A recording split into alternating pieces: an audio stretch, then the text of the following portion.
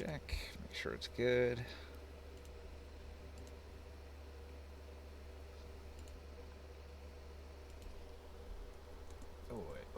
Oi, and the text. And then cancel out the echo, and we're good to go. All right. Welcome to D&D. We are live. All right. Skywell says he's going to be here later. So for now, we have Morg and Grimorn and Ring Sight. And they're here in the city of Rom.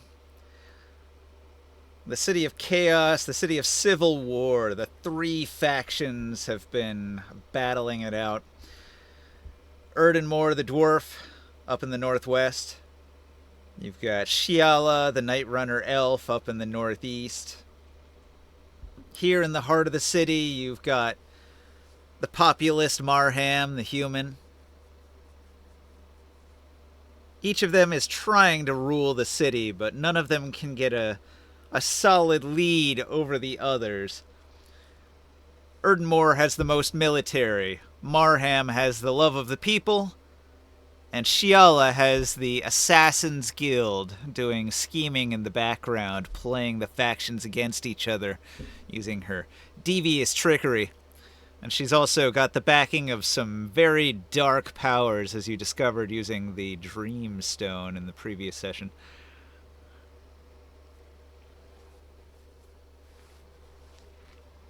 Alright. I'll remind you, you had rumors. I had you roll, and you discovered some things here in Rom. We don't need to cover all of them, but the one that's important is that Orin met with two priests of Badna. And these priests, they were telling him a story about another priest who was a priest of Badna, but he is a fallen priest now. His name is Akuram. And he's wanted for arson. He burned down a temple of Badna. He killed several people. So it's a pretty serious matter in the ascetic row. Now, Grimorn probably suspects that the priest of Badna is actually a fire cleric now and has unlocked his power and potential and is on the run and might need help. So, perhaps you want to pursue that thread and see if it leads anywhere. Okay.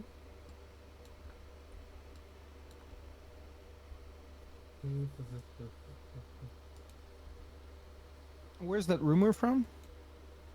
From the poor district, or? During the previous week, each person went and did a carousing, and Yep. Orin, he did his carousing in the ascetic row where all the priests of Badna hang out. Oh, okay, in that area. Yeah, so up here. Well, we'll start by going in that area, I guess. Okay.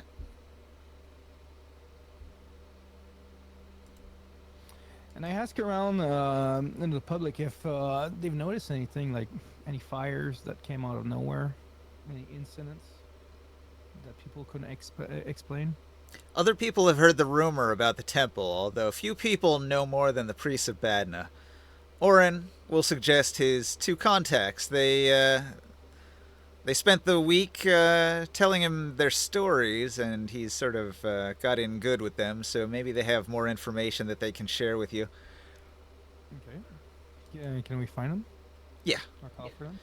So you travel to the ascetic row, and you spend some time looking around for the priests. They're probably not going to be too far from the temple.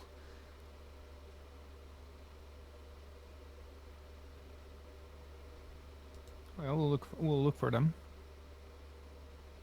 See if there's anyone around that might have seen them. All right.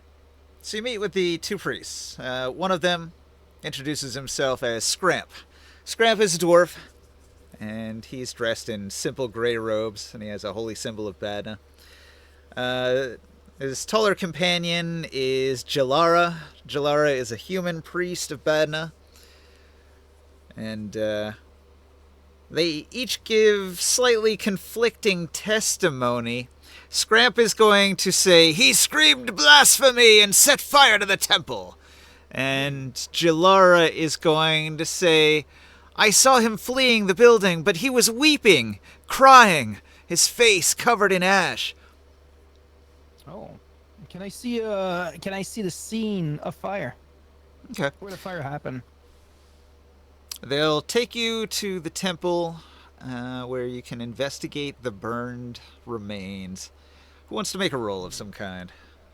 So I'm going to cast my the level 3 spell from Dark Sun. The spell that if there's a fire, I can recreate, like out of the hashes, I can recreate the scene. Yeah. Of what happened. Mhm. And I'd like to see what happened, like what caused the fire, what happened at that time.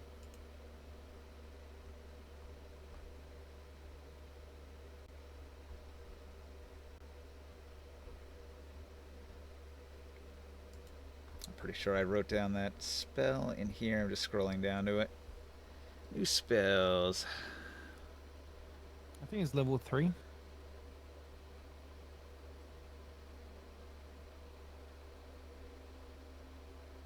That's from the book with all the different type of clerics and druids from Dark Sun. Can't remember the name of it, but I'll have to look into my folders. I think I have it saved somewhere.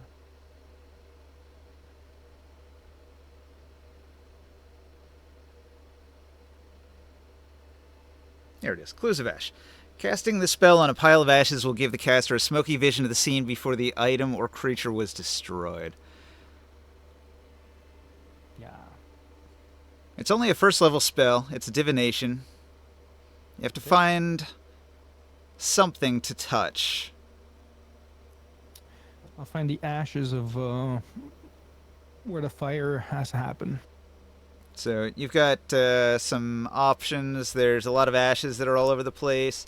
There's big piles of cinders of maybe burnt furniture.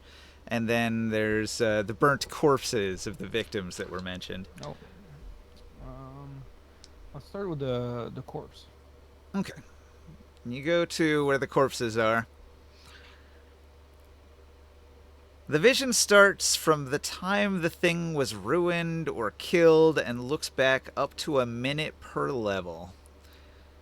So you're an 18th level caster, so you can actually like look at about 18 minutes. That's why I had to look it up for the specifics. So that gives you a little bit of insight. Within 10 minutes, you can see a ritual happen. So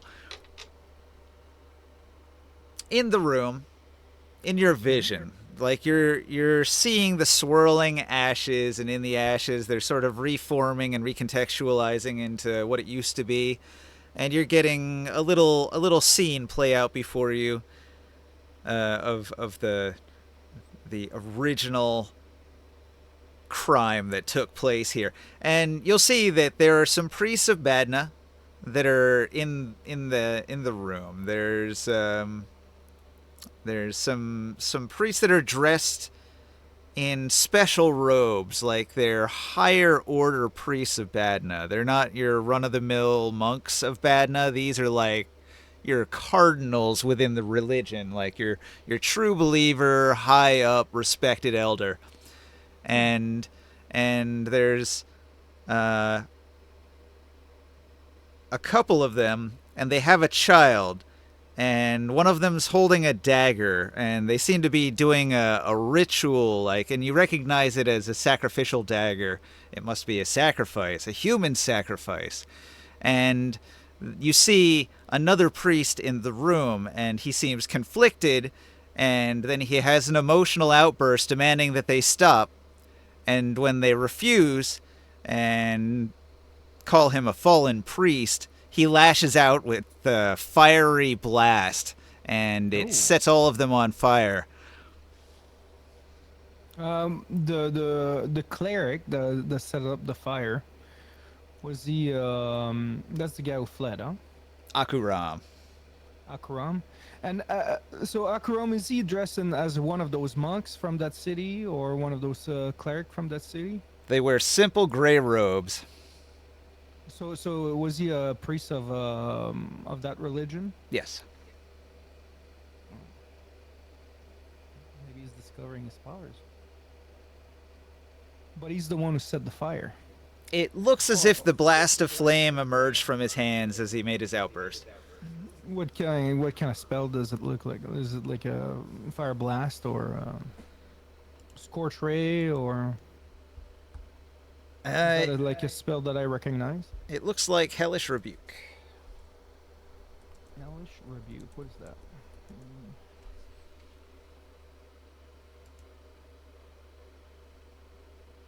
Pulling it up. 1 second. Slow website. Might use the Wikidot. Is that a tiefling spell?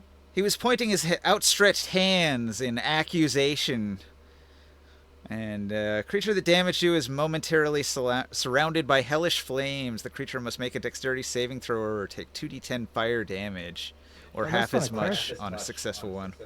That's not a cleric spell, It is a fire cleric spell. is it? Yeah. It shows as a warlock spell. Yeah.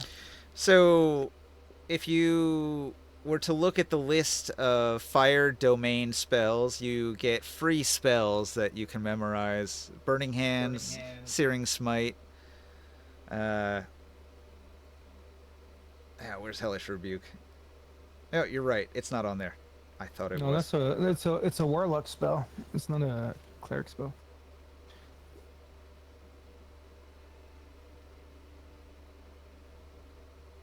It's a fire spell, though. Okay, no, that's okay. So it's like a fire spell from a cleric. That's what you mean? We'll say it's like Okay. an especially religiously oriented one. So the priest of Badna, might have received religious power from Abalak Ra. And so they might be sort of like religious type characters, and maybe like warlocks would be the servants of the Sorcerer Queen. And so it is a warlock spell, but it is a fire spell. So he Oh, might okay. have that warlock background, but it's a fire But spell that he's casting. It was powered by the Lord of Flame. Yeah. And the corpse are they the corpse? They're the corpse of the high level priests. So the two high level priests died, and they had completed the sacrifice on the child. Oh, they actually killed a kid. Oh shit. And that's when But- Akuram lashed out. You wouldn't have known that had you not done this divination to see the exact order of operation. Hmm. And is that like a common thing? These sacrifice? Are you going to ask one of the priests here? Yeah. Yeah. Well, is this a common thing, like sacrifice of childs? Okay, the priests are shocked. What are you talking about? A sacrifice of a child? We're talking about an arsonist here. What I've seen in my vision is that this cleric was trying to protect a kid that was being sacrificed by these two clerics. Well, Jalara says maybe that's why he was weeping. And Scramp is in disbelief. He says, no, he's a heretic. What I'll do, I'll use my telekinesis to put in the image of what I've seen in his head. This is what I have seen through the hashes. Lies and deception. Are you questioning the Lord of the Flame? Yes. He's a stubborn dwarf. He doesn't believe it. You're speaking ill of the high priests, the elders of Badna. He is a priest of yeah. Badna. It's sort of, No, I get that. yeah. This is just another Elven scheme. Is there a skeleton like through the skeletons? There is there like the corpse of the child? It is among the bodies, but the burn makes it impossible to know much about what exactly killed the child. And is there a dagger though? Like the dagger, is it still there? The dagger is there, burnt up. I show. So I take my sword and then I Like I show him the dagger. See the dagger that I was talking of, and the small bones here. They're not the bones of an adult. They're the bones of. Look at the size of the skull. That's the skull of a child. A blessing ceremony, says the dwarf. Surely he was blessing the child to have a fortunate life and a good upbringing. Yes, with a sacrifice dagger. I will not argue more with you. But we can help to find this cleric and try to bring justice here. But I asked the lady, the other cleric, have you heard of any rumors of any sorts of things like that happening? Is there kids that have been disappearing, or other people that have been disappearing around? Nah, she doesn't know anything. No.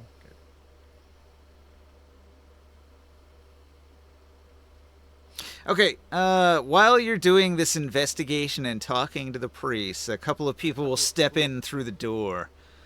It's, two Templars. They introduce themselves. Durik and Hanzam. They arrive during the midst of your investigation and your discussion. And Durik is going to say, "What are you doing here? We are here to investigate. This is our jurisdiction. You should leave this in our hands." Is he talking to me? Yes. We know very well who your leader is. We've been assisting, and we work with many other Templars. You might have heard of us. You might have even seen us when we met with your master. Roll a charisma check for me, will you?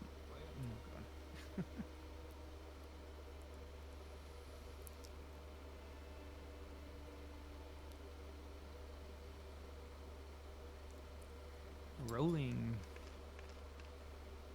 I forget about it. Okay. It's awful. Yeah,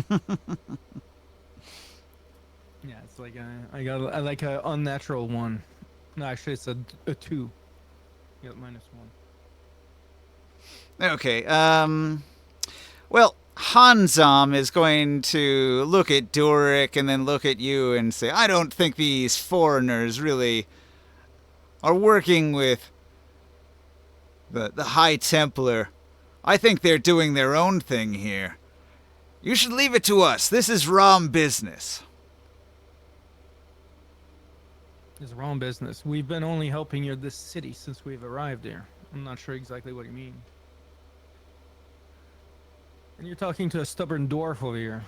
We already know what happened. There's no investigation to be done.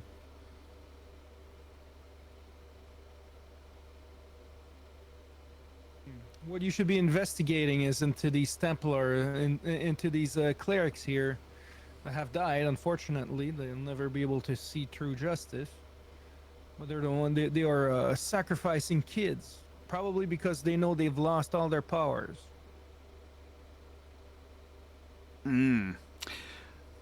Durik says, well, we were told by the elders of Badna that they would pay us 50 ceramic pieces to do this investigation. Oh, wow. Now, if you were to pay us instead, we could look the other way. If I paid each of you 1 gold, would you actually potentially do an investigation in these sacrifices instead? Certainly, we have a Kuataga agent we could have investigate. Yeah? How much is your trust worth? A gold? I'll give them 1 gold each, and then I tell them I have 2 more for each of you if you get me some results. All right. We're on it. And I actually pull on my bag of holding like a handful of it, just to show them that I have it to pay them. Okay. You bribe a couple of the corrupt Templars, and they get out of your way.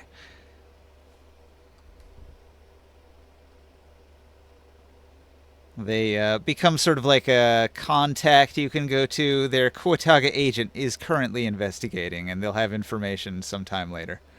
All right. Meantime, though, like in that vision that I had, when the cleric fled, did I see the direction that he went? The vision is only of the local area, specifically around what you're touching when you cast the spell, so Okay. you can't really tell. Hmm.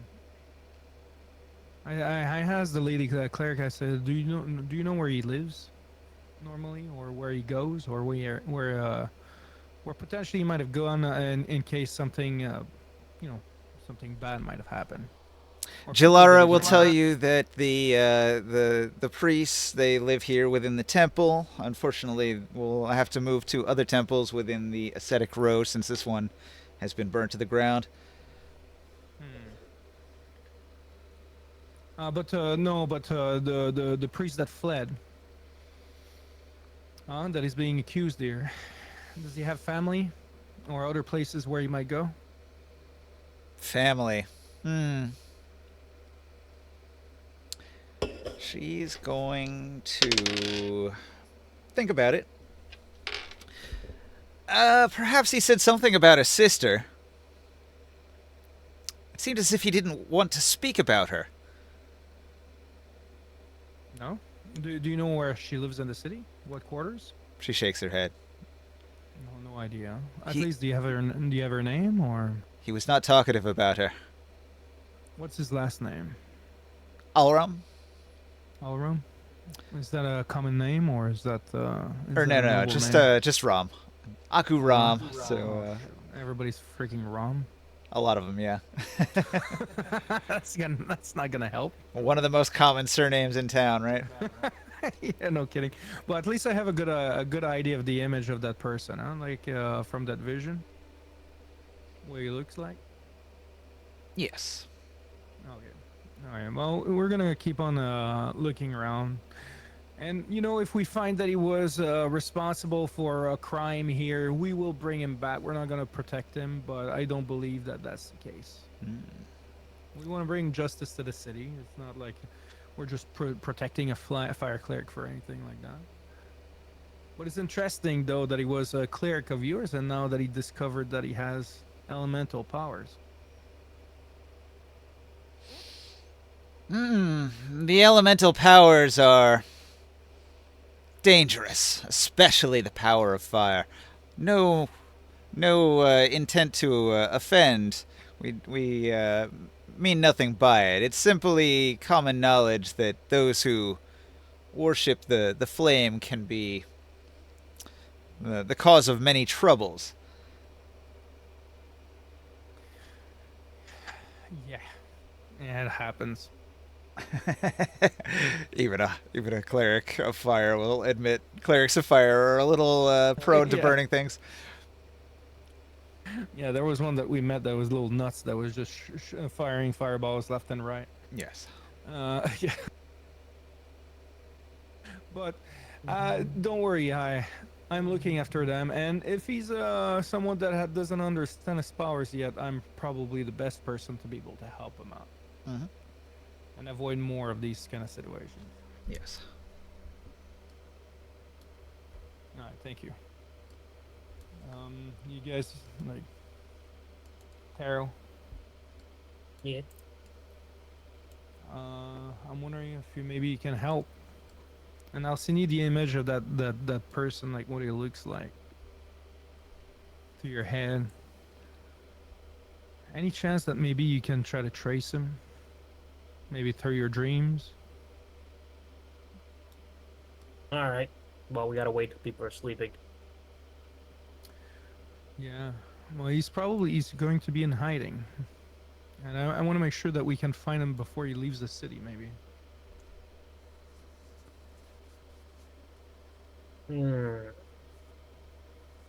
Okay, bet. Hey, Long. Yeah. Long. All right. So Morg was traveling around doing plant growth for a long time, for like a week, right? Yeah. and you were spending time with the local druid.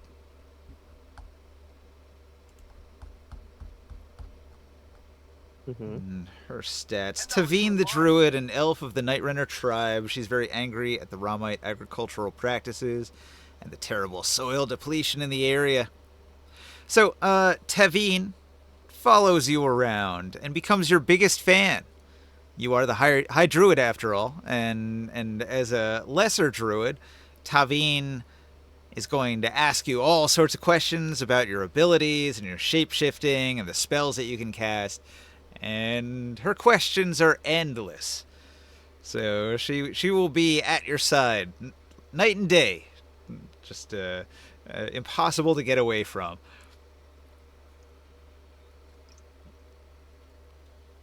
What kind of questions do you have about druidic magic and the duties of the High Druid? Well, initially, she'll just sort of ask you for lists, like what can you cast? Can I cast it, or do we have the same spells? What abilities do you have? Like, she's very interested in the raw mechanics of your druid ability. Okay. I can cast up to 9th level spells. One of my favorites are Foresight. It gives many boons that makes it so you can basically tell a sliver of the future. It's very useful, especially in dangerous situations, high speed stakes kind of situations, mostly combat. There are diviners among the elves as well. They mostly seek out water with their abilities. That is a very useful thing in the desert lands. Have they been very successful in the nearby areas, or does it work with kind of like a long range, or is it they have to be already sort of close to the water sources? Within about a mile.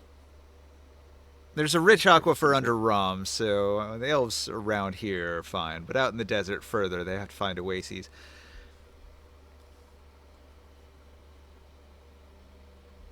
Alright, Tavine will eventually suss out that you can cast light spells, and she'll have particular interest in the power of light. Radiance. Your Yeah, signature some of the light spell. spells that we had been using Sunbeam a lot, and there's one that's more powerful, but it's more momentary, all at once. It's Sunburst.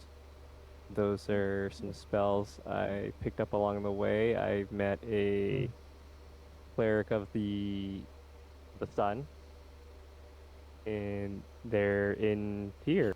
If you are interested in traveling, the free city of Tyr, you might be able to learn more about light magic. Alright. So, during your week of enhancing the plants around Rom, she is going to be really interested in light magic.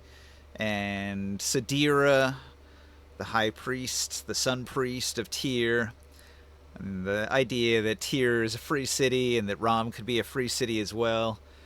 So Tavine is enamored, and she'll eventually open up to you about the Nightrunner elves, and she'll say that the Nightrunner elves are on the wrong path.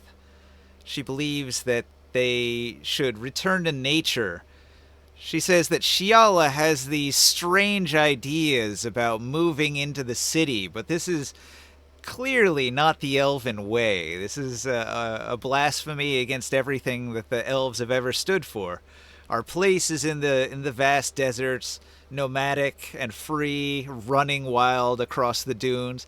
Shiala doesn't understand, and worse than that, she is tainting the Night Runner name by running these assassin guilds, these horrible cults of the shadow. It's unnatural. Tavine will open up that she strongly dislikes Shiala. Do you have any inkling of where she gets these kind of shadow powers from? She trained as an assassin. Her and all her ilk, equally skilled in the assassin arts, quite deadly with a sneak attack. They also grew greedy and acquired quite a bit of coin by selling their skills as killers, especially in the Civil War here. But as they have trained in the assassin arts, they have learned to move in the shadows more and more. And Shiala, most of all, she is spoken of the shadows as if they are a sentient force. It's like a religion to her and her assassin cult. A religion of the shadow. Mm, that's kind of concerning, because if it's not just a matter of simply being dexterous and hiding and knowing where to hide in the dark, but sort of conjuring darkness itself, that's a dangerous matter. Yes, they don't just move in the shadows, they create the shadows and then move as they will, as if teleporting from place to place. It's unnatural. And as you said about elves moving from place to place, the sun does need to move around. It cannot just settle in one space forever. The elves should be free, just like Tyr, but free means many things. It doesn't just mean to be in one spot. You can be free to do whatever you like, free to go and stay as you please. So Tavine will say that she's afraid that Shiala is going to rule the elves forever and that her leadership is going to lead them down this dark path. Um, she'll say that Shiala is a witch and that she has sources of power located throughout the city and outside of it. She's seen some of them. Dark places. She's afraid to go there.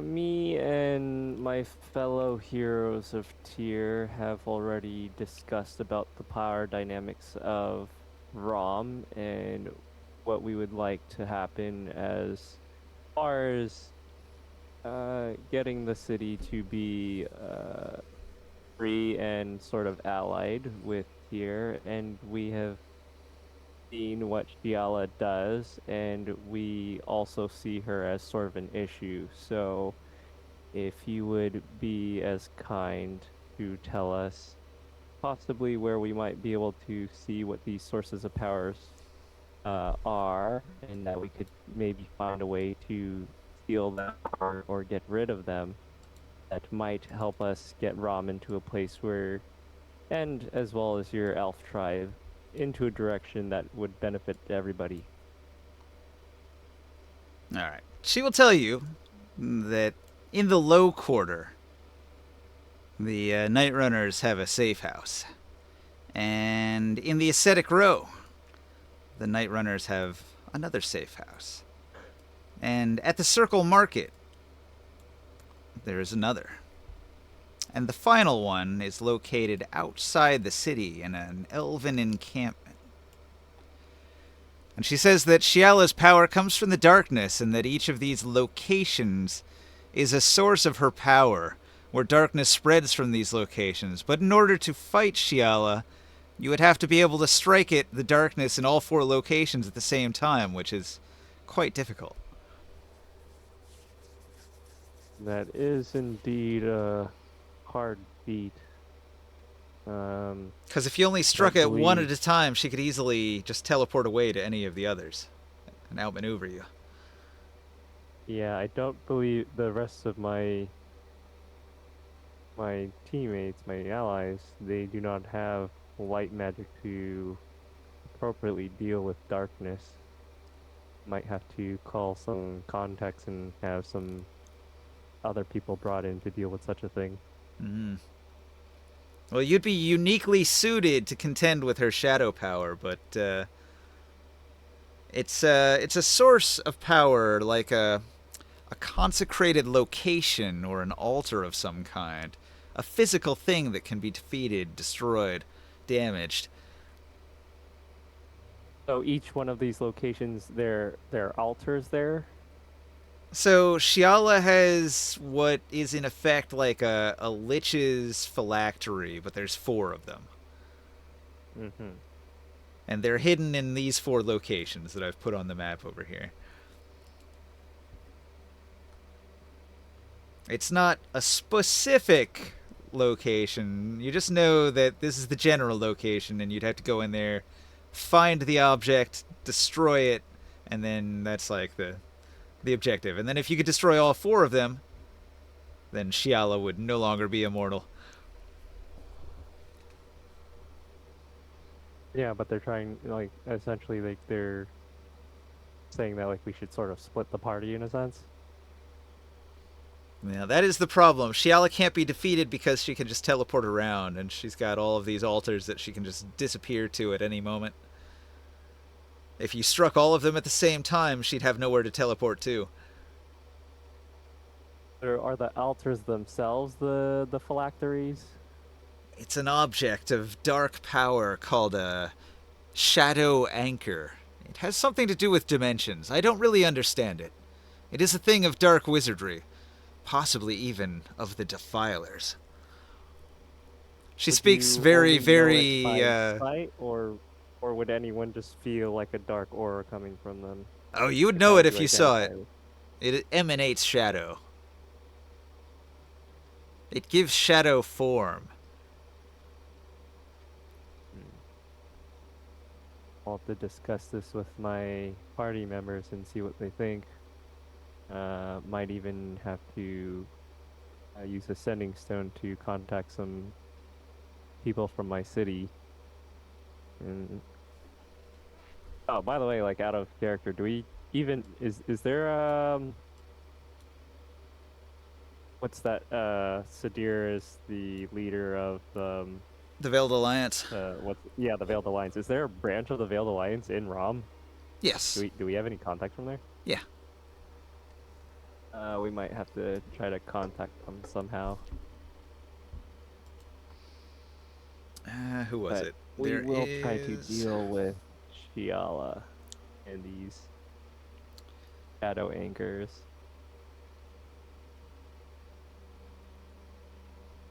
I think it was like the craftsman. Where is he?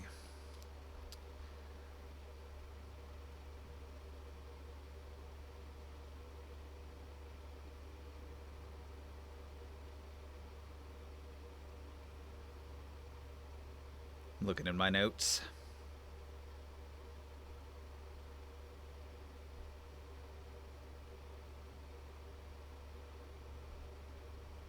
It doesn't say here, but I think it was in the artisans row.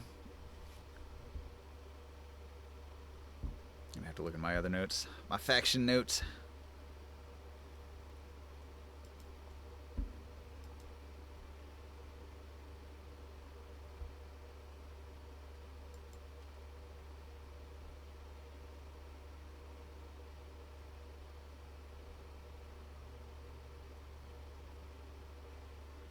What does it say here?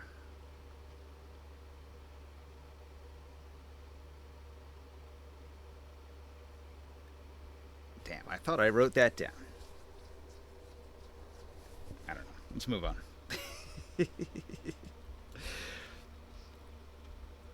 In addition, there's this other person that's going to meet up with you during the week. It's Erdenmore sends Red Rena.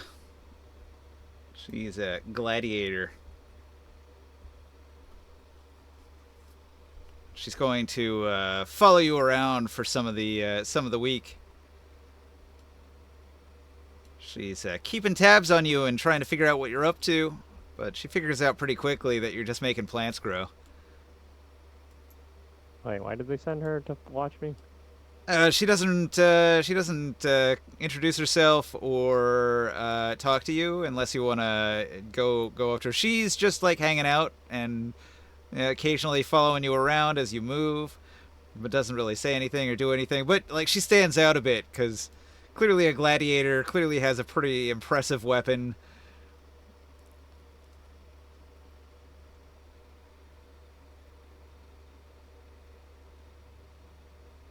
You there with the weapon, why are you hanging around? Or going out doing our business? Who, me? She says. Is there a Yes, problem with me you. standing here? I'm just minding my own business.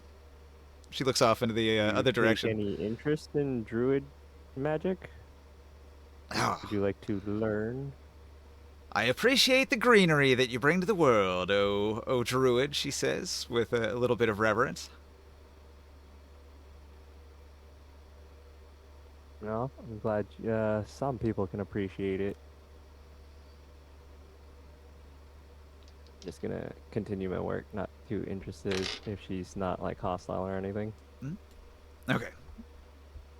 You do mostly the same activity on repeat for that whole week that you spent carousing and doing your downtime activity.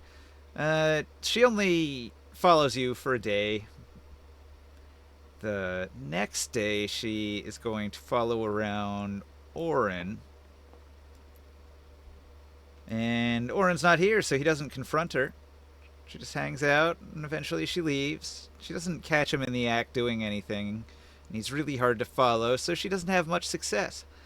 Then, after probably 3 frustrating days of trying to follow Orin, she's going to see what Grimorn was up to. And I think during the week of downtime, Grimorn was talking to some Templars and setting up his giant bonfire of bodies. So, curiouser and curiouser. Grimorn, you notice a red-headed woman. And she follows you around for about a day.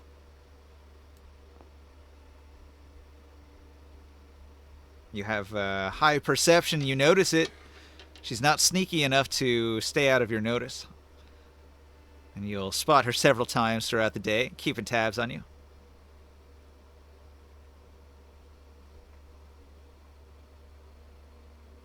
Curious. Alright. So, basically, she goes to each person, ring sight.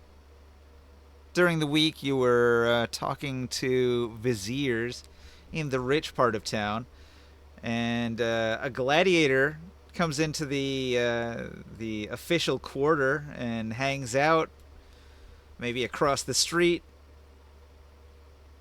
just keeping tabs, watching, seeing who you talk to.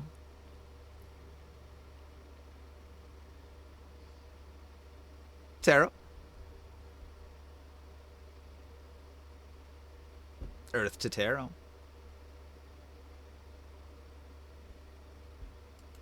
Yeah, I guess we got a game of AFK D&D going on. Well, Ringsight doesn't notice that he's being followed.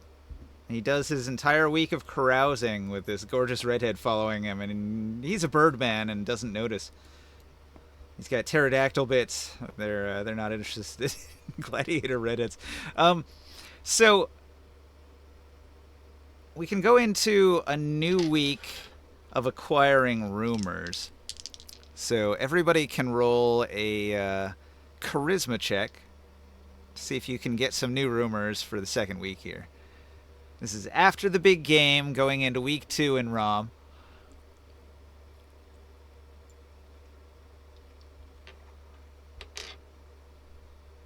And 10. yeah. Can we use guidance for these kind of checks, or is it like a long thing that doesn't apply? Like guidance is more only for like single action, like quick stuff. In this case, yeah, you can guidance if you want. Okay.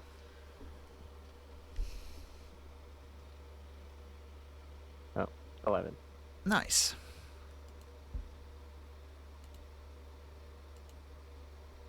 All right. In the street, there's a newsboy. The newsboy says, "An assassin killed Vizier Gottoram. 'Twas poison, they say. Tainted food. Hear about it!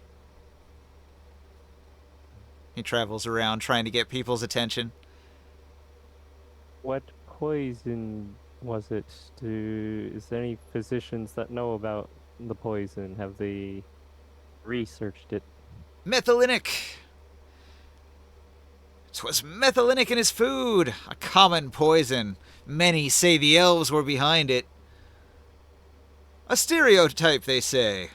You can't always blame the elves. Anybody can use a poison. Just so happens they're not affected by it, so they pose no risk of poisoning themselves if they were to apply it to a weapon or to a food.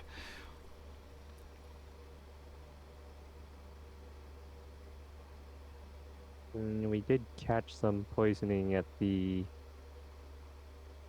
great games, the arena. It sounds like the Assassin's Guild has been busy. Makes sense given the civil war. They would be actively trying to vie for power rather than just sitting still letting other people do it.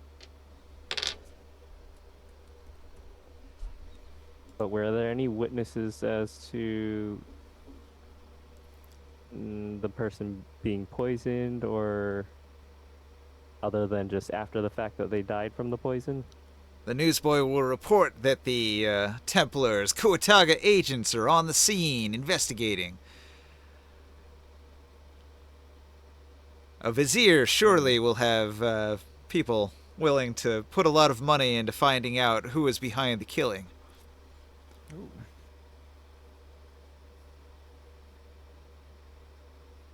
We're gonna be detectives, huh? Yeah, if there's money involved in it. Might be worth it. Mm-hmm. Did just threw a few gold trying to investigate something else. Hey, Chris, you might have missed it, but I was saying that during the week, a gladiator woman follows you around for about a day and just sort of keeps tabs on what you do and who you talk to and what you're up to. Okay. She stands out a bit. She's quite attractive, long red hair, big smile, carrying an incredibly expensive iron weapon in the open with no fear of it being stolen. Clearly a skilled fighter. Ooh. We have a fan? Did you guys try to talk to her? If she's only, I did. Pretty much I would have warned everybody else that we meet up that like people there's like a pretty much like a stalker almost, or like somebody keeping tabs on us. Interesting. She have any signs, or? But she's a gladiator, huh? She looks like a gladiator. She's dressed very flamboyantly. Might be working for a dwarf. So Quite you've possibly, made but she wasn't a very forthcoming about it. you've made an alliance with Erdenmore to rule the city, but he's not a very trusting dwarf, so it's possible he's got agents keeping tabs on you. I don't know, you know. Let's invite her to join us. Doesn't have to be following us from a distance. Not like we have anything to hide. Are you actually going to approach her and ask her to join you? Yeah. She's going to say, "I have a boyfriend," and turn away. Come on.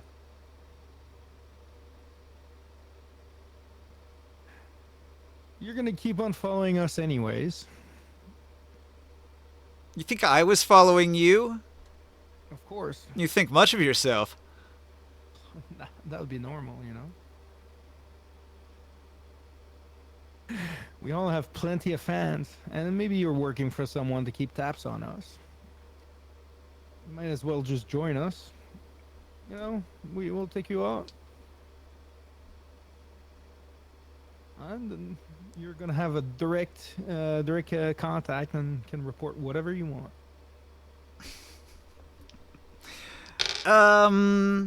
She shrugs and says, "What are you up to then, great priest of Tyr?" So far we've been investigating a few things. there has been someone who's fleeing from a scene, and we're trying to see if he's responsible for some crimes that he's being accused of. And what have you been up to, Morg? I've mostly just been trying to deal with the lack of food situation and also the medical herbs around the city. Uh, Using plant growth to assist with that as far as they can. Mm-hmm. Yeah, that's pretty much it. And we've been also looking for, at the same time, like we have some people that are working for us, and we're trying to find the leader of the assassins.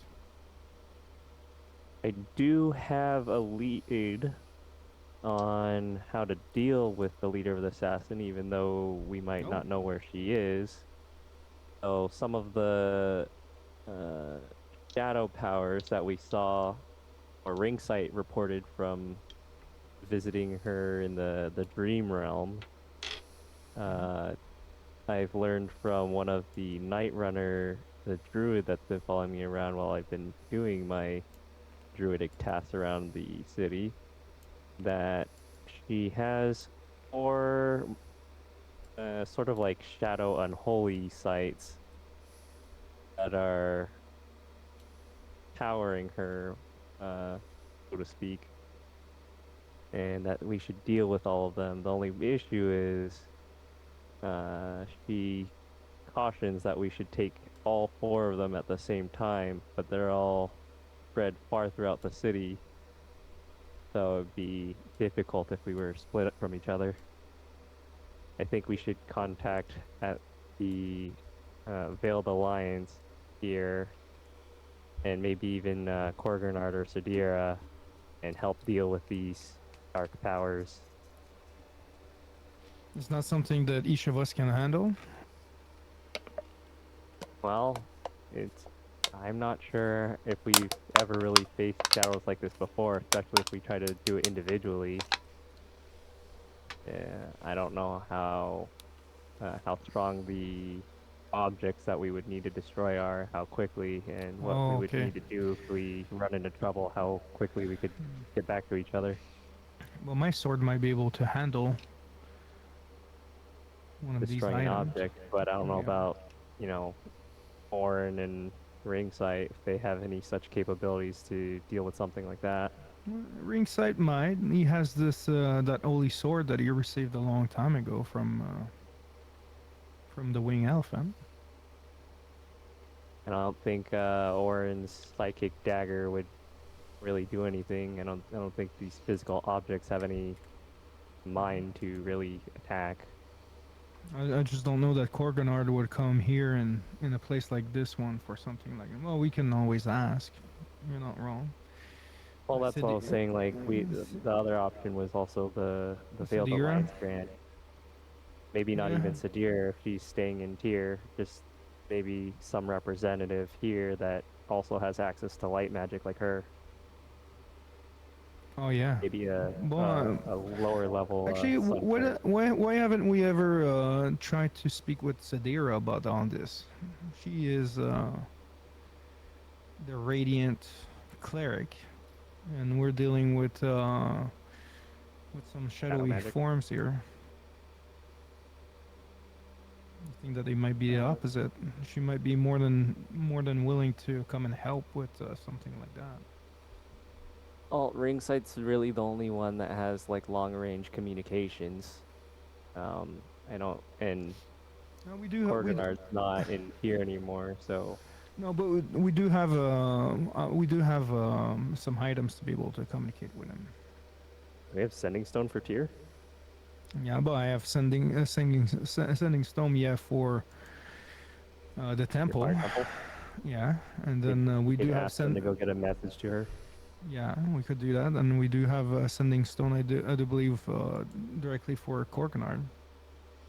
Yeah, but he's in that other city northeast Yeah, but of Rom, we'll so probably still have them with him. You know. Okay, so you have contacts within the Veiled Alliance, and you would have access to the information that in ROM, The Veiled Alliance is based in the crematory, and the leader is Oh. Nanda Shatri. In the crematory, huh? Yeah. That's where I had my fire. Yes, where you Wasn't did it? your big ritual. Well, that's quite the place to go and hide. Well, they're not going to be found there. It No is one's going to go there to look for them. It is an excellent hiding spot. Nobody in town would go into the Ghost City to look for somebody. It would reduce their status to be among the people who touch the dead.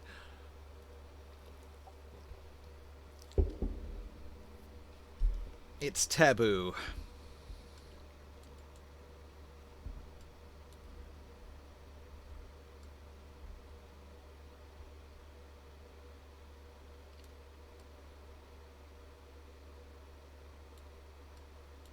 All right, you're contacted by a Kuataga. A high Kuataga.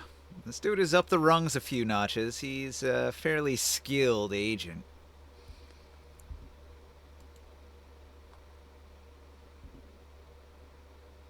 Is he contacting Grimorn about his quest for the investigation? And the Kuataga agent says that he's used his psychic abilities. Hang on, let me get into character. I have used my psychic abilities to track the killer, the arsonist who has burned the child and the two old men from the temple. So, using my abilities, I have found that his footsteps led to the Ghost City. The Ghost City. Where's that on the map? Is that again the crematorium? That's where the crematorium is in the Ghost City, yeah. Oh yeah, okay, I see the sign now. We moved the thing. Well, we have two reasons to go out there. I guess that's like we said, a good place to go and hide, huh? Do you know anyone in Ghost City that we can rely on, that we can ask around? The Kuataga agent seems disgusted by your question. Of course not. Of course not. Those are the untouchables. A high Kuataga agent wouldn't fraternize with the low caste. Well, do we owe you anything for that information? I have already been paid.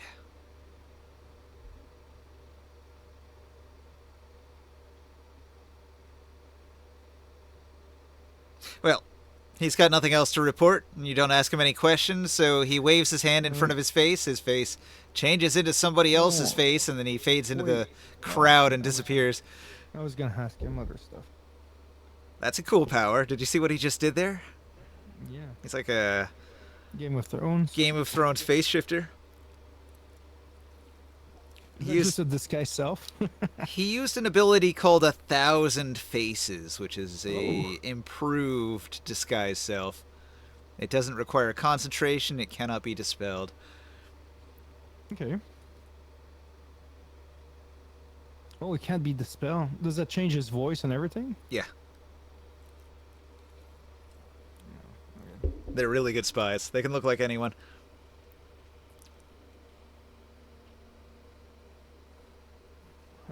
What do you say we go to the Ghost City? We can look for the Veil Alliance and we can look for the cleric.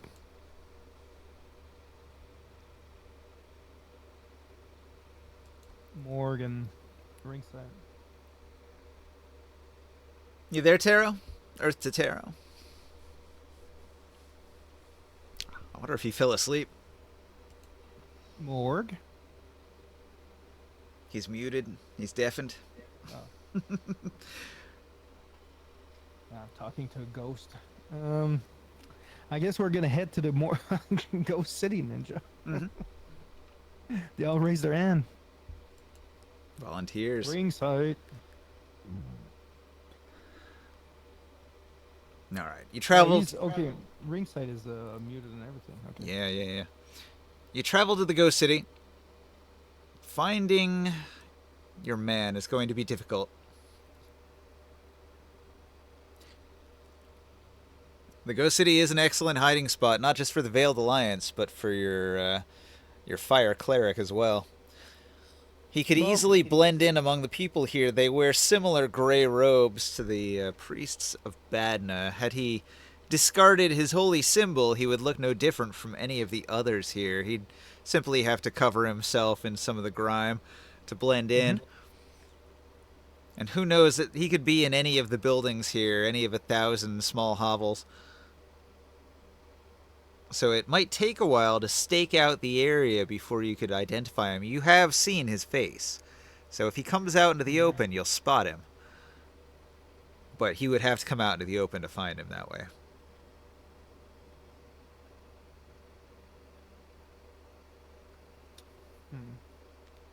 What if we can we look maybe for the Veil Alliance first?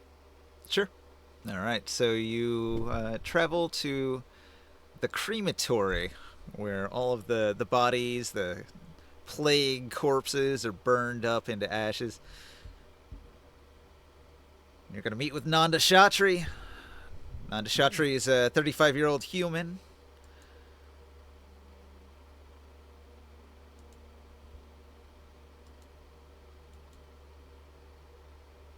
Do we find him?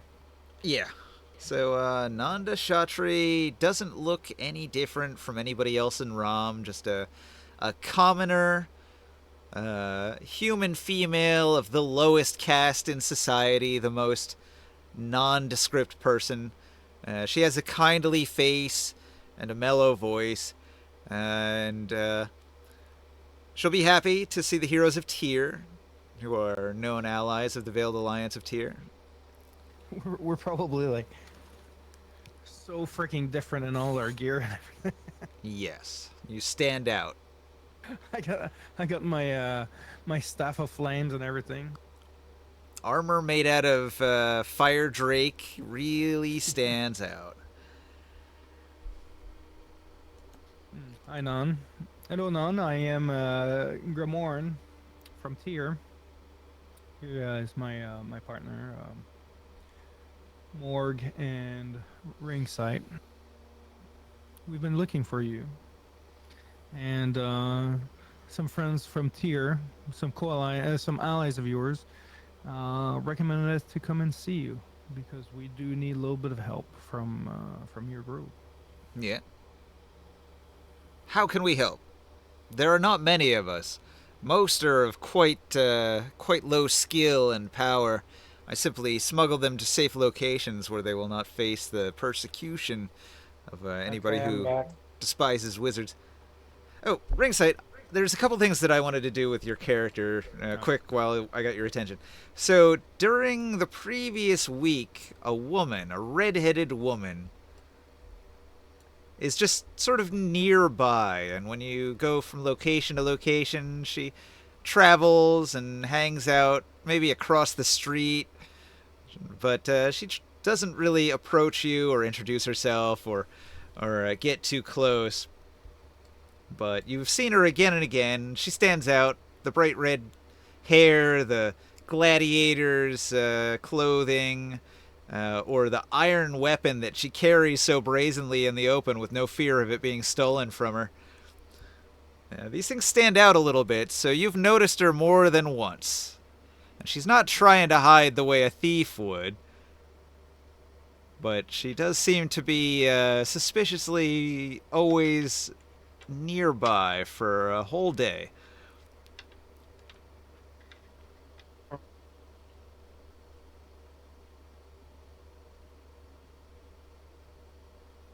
Just the day? Yeah, she follows you for about a day. When the day is over, I'm using that freaking dream store to figure out where she is. Alright. Red Rena has dreams of gladiator battles and glory. But she has nightmares about following people around and reporting boring things about the details of their boring little lives. And in these nightmares, there's an angry dwarf who you recognize as Erdenmore, but he seems twice his size and more angry than normal, intimidatingly, and he leers down at her in these nightmares and demands that she do this job for him, that she begrudgingly does, but she's bored to tears doing it. Interesting.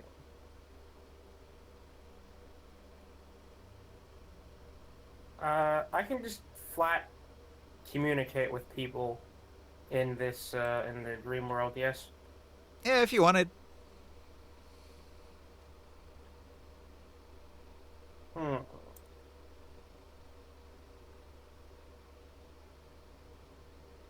I'm going to.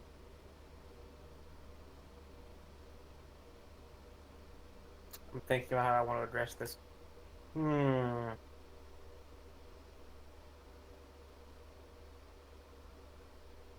I'm gonna. Okay, let me try this. I'm not gonna do anything. I'm just gonna continue on till the next day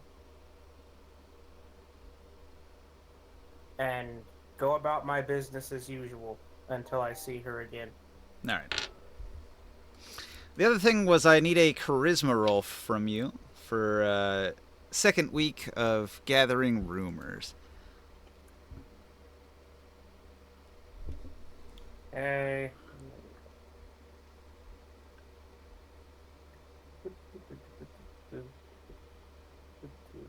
The charisma? Yep. D20 plus charisma 17. bonus. 17. Oh, very good. Okay, so going into the second week, you're going to meet some people. 2 Mansabdars. The 2 Mansabdars are going to be in an inn or a tavern of some kind.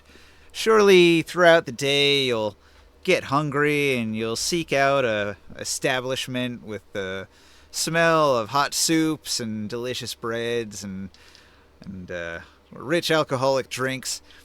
And you're going to find yourself in one of the local taverns that is mostly frequented by mercenaries. And these mercenaries, they're having a bit of a drinking contest, maybe. And when you walk into the door, everything goes quiet for a minute, and all these human mercenaries look at you with your strange features and your unusual racial characteristics. But they're all really drunk, and so several of them begin to laugh, and others approach and wrap their arms around you and say, "You're joining our drinking party." And they demand that you drink deep, and they force a big mug of ale into your hand, and they begin singing a rowdy song about battle and glory. Is that gladiator here? The gladiator woman doesn't return the next day.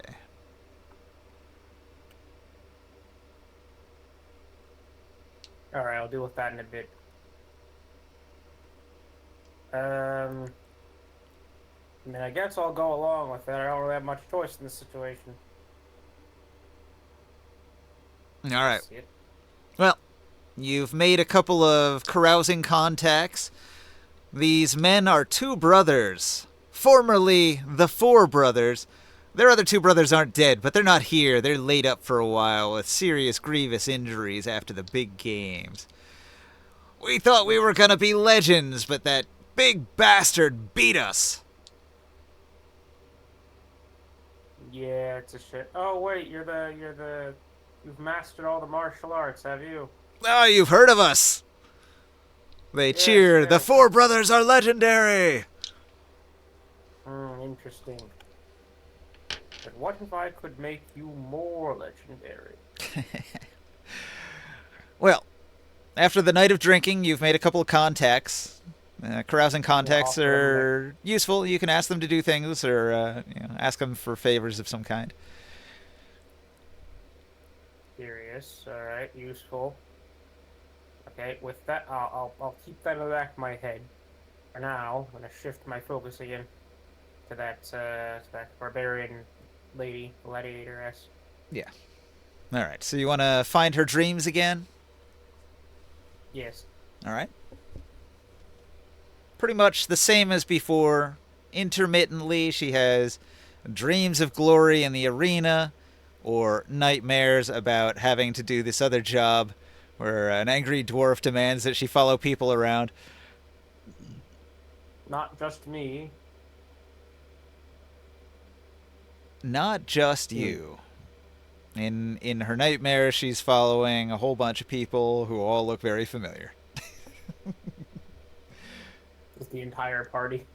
Basically, she spent a day following Grimorn. She spent a day following Morg. Morg actually went up and talked to her. So did Grimorn. That interaction was funny because she said, "I have a boyfriend," and tried to ignore him. So, yeah. She followed everybody. She had a real hard time following Orin. She spent 3 days trying to follow him and didn't have much luck at all. His stealth is too high. I'm gonna make angry dwarf make a mask. And what did you learn? Like a demanding parent. Okay. Well, she'll basically recount sort of short descriptions of what each of your allies has been doing throughout the week.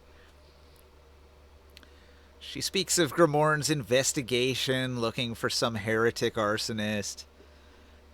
She talks of the druid who has traveled all around the outskirts, making the plants bigger.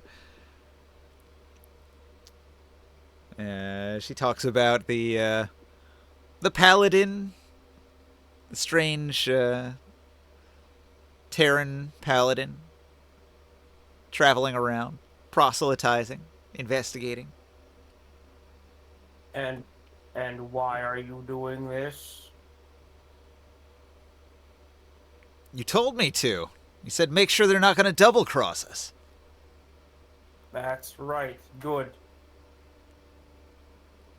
All right. Just basic espionage. Nothing major. She says, I looked at each of them. I looked at their activities, except for that one that I couldn't find.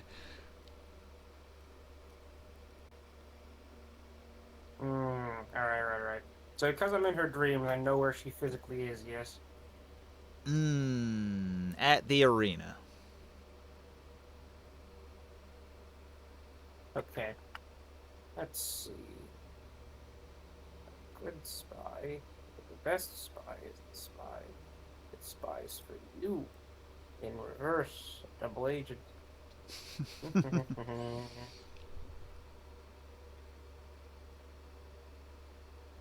Dummy play wouldn't help.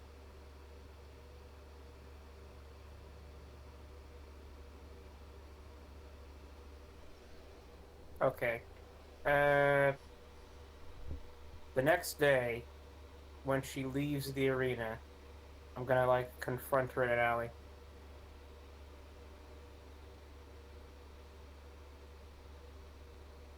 All right, you track her down.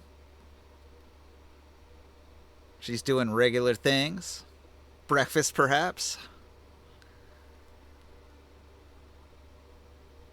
Greetings, what's an alternative to my child? My child feels weird in this situation.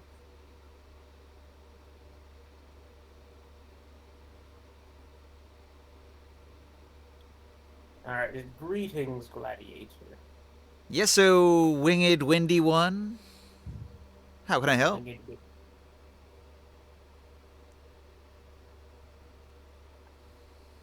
And how are you today? Good.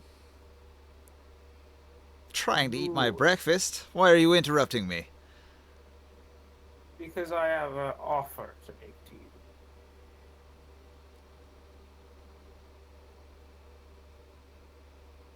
You seemed rather bored, so I thought I could give you some entertainment. Oh, yeah? What's your offer? I will present you a mighty beast to fight, and you can enjoy fighting it. If it's not in the arena, there's no glory in it. No crowd to watch my great victory. Nobody to ooh and ah at the decapitated body of the fallen beast. Hmm. That's why you fight? You think I'm some hunter for sport? I can get food anywhere, anytime. Is that the redhead girl saying that? Yes. I've With that confronted- voice, Ninja? Come on. Red Arena.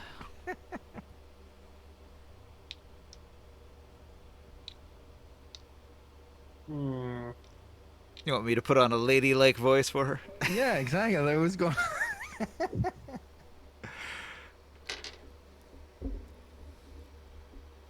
I'm trying to think of something else I could offer her, because my plan was just polymorph into like a mechalot or something.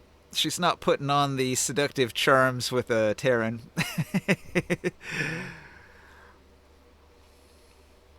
Hmm. No, I can't really do anything about that. I'm not having her fight Butterfly. That's gonna go horribly wrong. Hmm. Maybe you should talk to Nope, I got- Morg. You should talk to Morg, and that'll give you ideas. Thanks, voice in my head. That was quite useful. Hmm.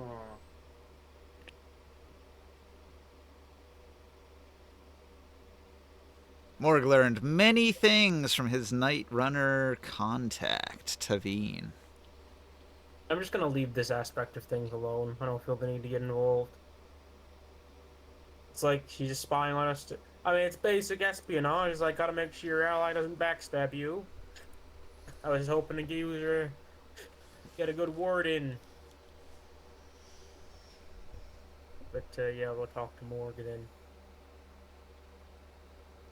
This isn't going anywhere fast. All right, Morg, you've learned all these new things from Taveen. Ringside approaches to find out about them. Ring sight. There are 4 shadowy altars that are helping power Yala. We need to destroy them to help bring power into the city, into the hands of our friend at the arena. Shadowy You towers. know any way? Shadowy towers. No, they're more like altars, from what she said, not towers. But we'll know it when we see it. She said that they're cloaked in shadows themselves. How strange.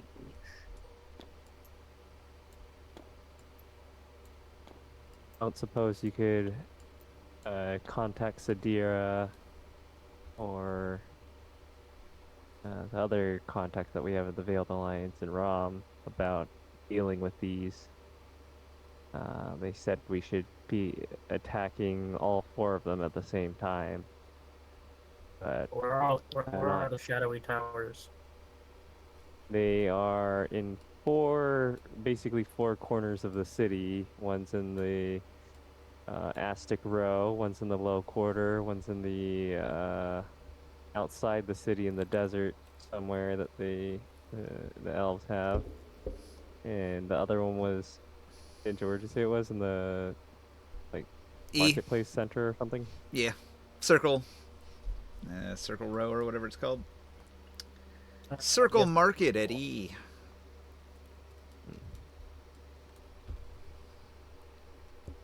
That's sort of the battleground for the Civil War where there's always conflict. Give her a call. Okay, you contact the Veiled Alliance in Tyr. You contact Sadira, the Veiled Alliance leader, the High Cleric of the Sun, killer of Abalak Ra.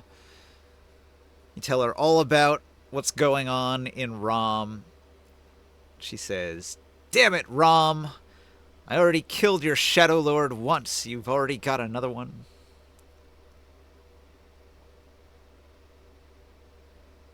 Alright, Sadira says, "Well, we can't allow this, but I'm already deeply involved in 3 other matters that I can't get away from. Perhaps you can rely on the Veiled Alliance there. Nanda Chantry is quite powerful. A preserver wizard of no small measure of skill. I hope you can rely on Nanda in these dangerous times. Unfortunately, I cannot personally be there to aid you in this.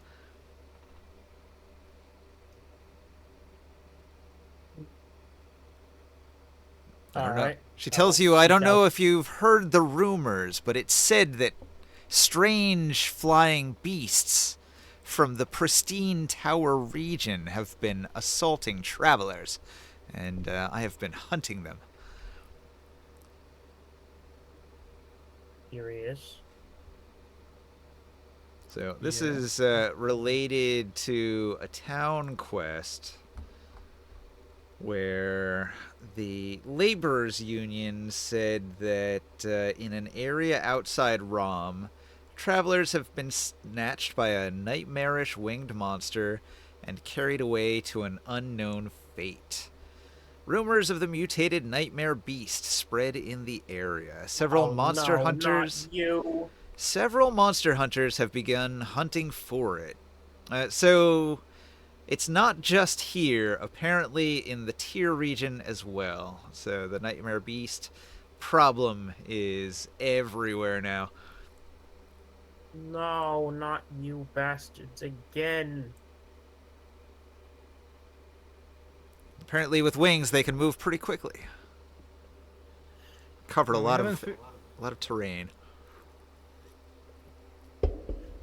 They're Have we not ever even figure out any of that?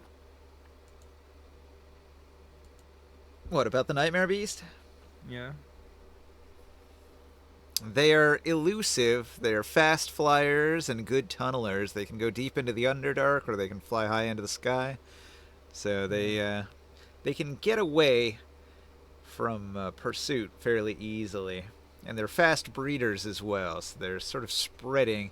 But they're very territorial, so they don't clump up in big groups. They sort of spread out like a tiger or a lion and cast out from a pride of lions. Wandering. never gonna get rid of these bastards. They're like weeds.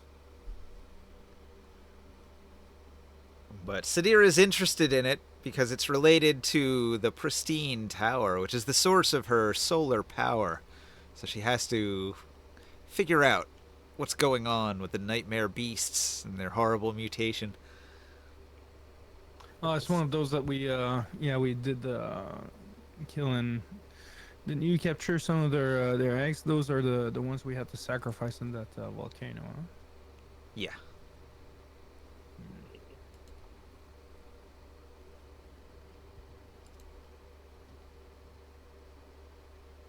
But we have already, but I guess when you came back, we were already talking with some of the people from the Veil Alliance.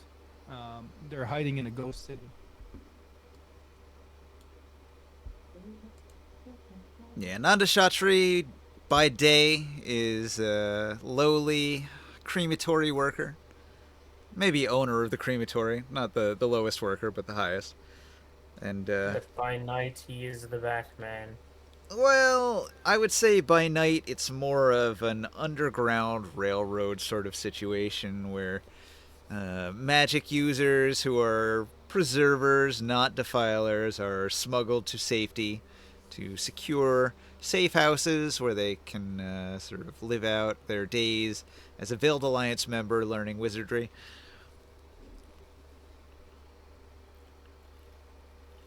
Hey, Mama.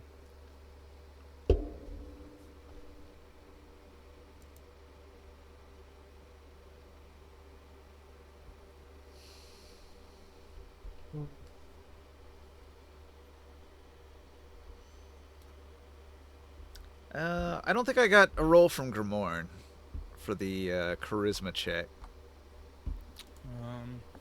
What, for this week or? Yeah, for the rumor roll. Oh.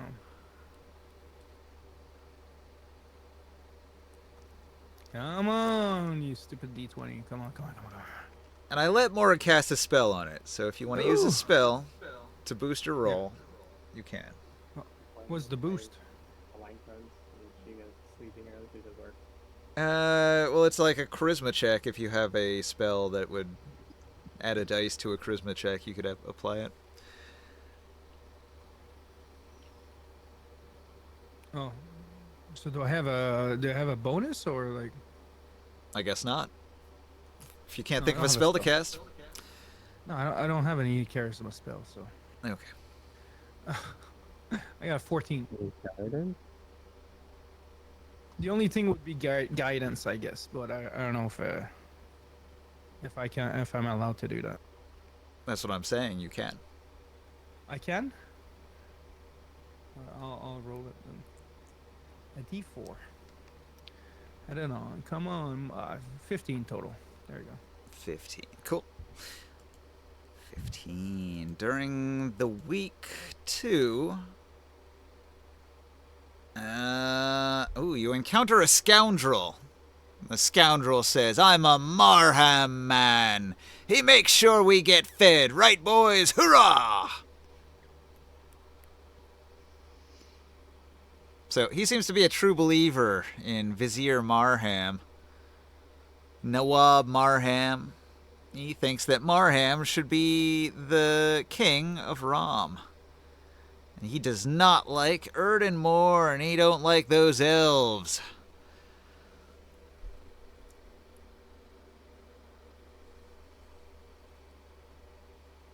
So, Grimorn, you've encountered somebody who might know a thing or two about Marham. Oh yeah. And what do you know? Please share. I'm a loyal Marham man. Marham does things for the people. He is not like the other viziers. He makes sure that we're not going to starve in the streets like dogs.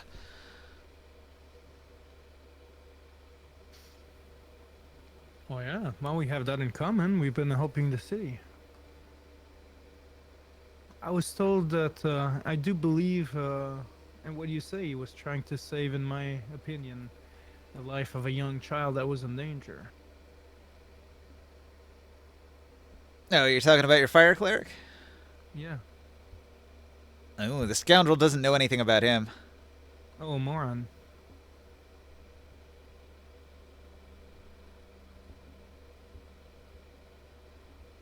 Oh, moron, you mean the... I'm confused. Sorry. Yes. Nawab Marham, the faction leader, the Thieves Guild leader.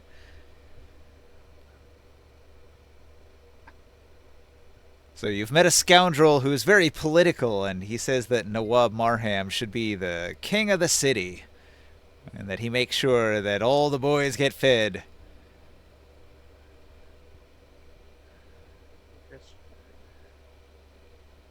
He's very enthusiastic about how the populist Marham is going to take care of the little people. He makes sure that if the poor need to steal bread to feed their families, they're not going to be bullied around by those mean old Templars with the old law of Abalak Ra, the dead monarch.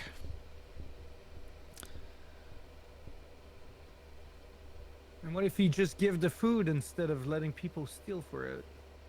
Wouldn't that be better?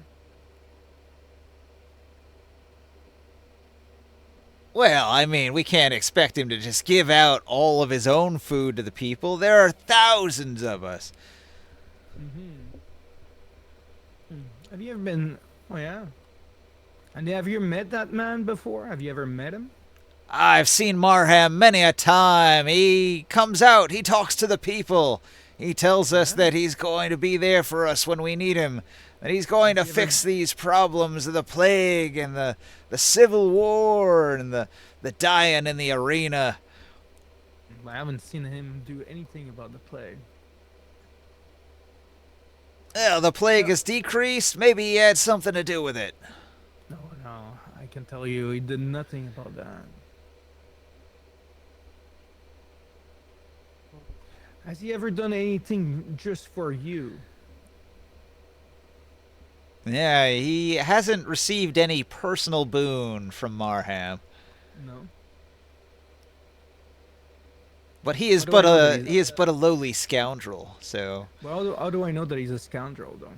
oh, it's his name. Oh, that's his thing.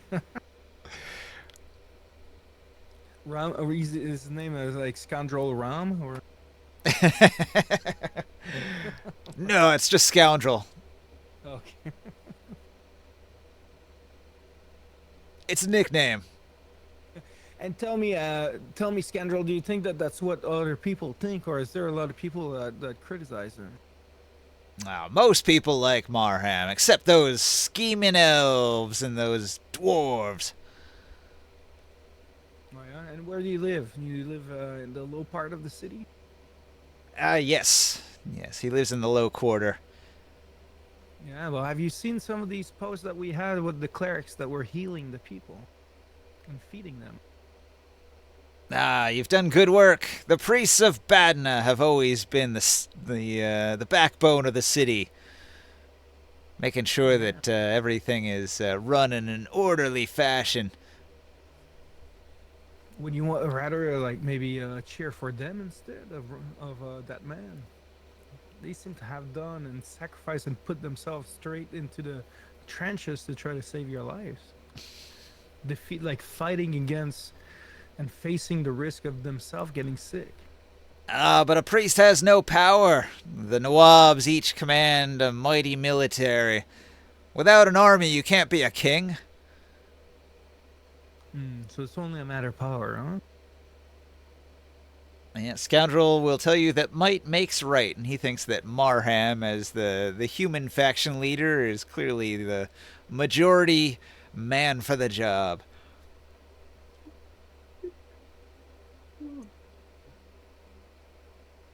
Well, thank you for the information.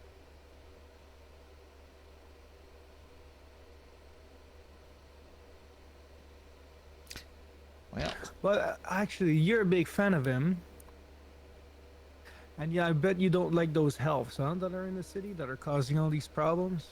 Not all of them, but the clan, the runners, they've been pretty bad, no? I heard they killed Getaram, that vizier, just the other day. The elves, Yeah? they need to be stopped.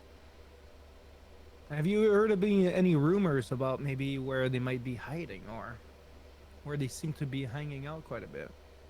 I've seen them around the Circle Market. I've seen them in the Low Quarter. They travel around outside the city, from what I've heard. Is there anyone that you know that it lives outside of the city that would be even able to trace them or maybe to track them around? Maybe the merchants, they might have seen them. They're always traveling up and down the roads. But there's no rangers that you might know of, or maybe even a druid, a hermit, that might know better about some of the secret places of the plains around the city. Yeah, if you want to know about elves, you gotta ask an elf. Yeah, but an elf won't tell me. Yeah, maybe you can find one that you can talk to. One good elf. Yeah, I don't believe in that. Me neither, brother. Me neither, says the scoundrel. I got fodder issues. I'll throw him a couple coppers for his information. All right, you've made a contact. If you need to ask somebody about the human faction, he's your man. Okay, well, that's good. Counts as a carousing contact. Telling you, we should think about becoming the leaders of this town. Solve so many problems. All right.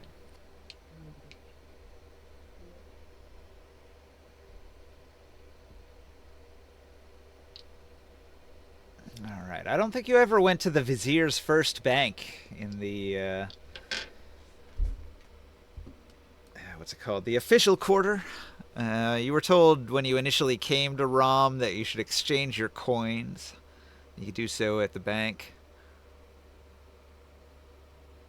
You've been handing out these coins, these weird Tyrian coins, If you're giving somebody gold, they're not going to turn it down, but for use within the town, having actual Ramite money is preferred.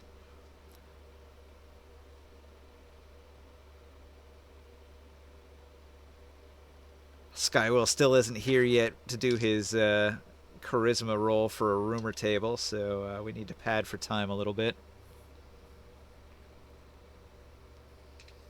What do you say? Do you want to buy some coin? Some Ramite coin from the bankers? Is there a loss on our money when we do that? 1% as a fee. I will do 5 gold. Okay. So you have 495 ceramic pieces after the exchange. Okay. And these are going to be a common. They're called a common in Rom. A ceramic 10-piece.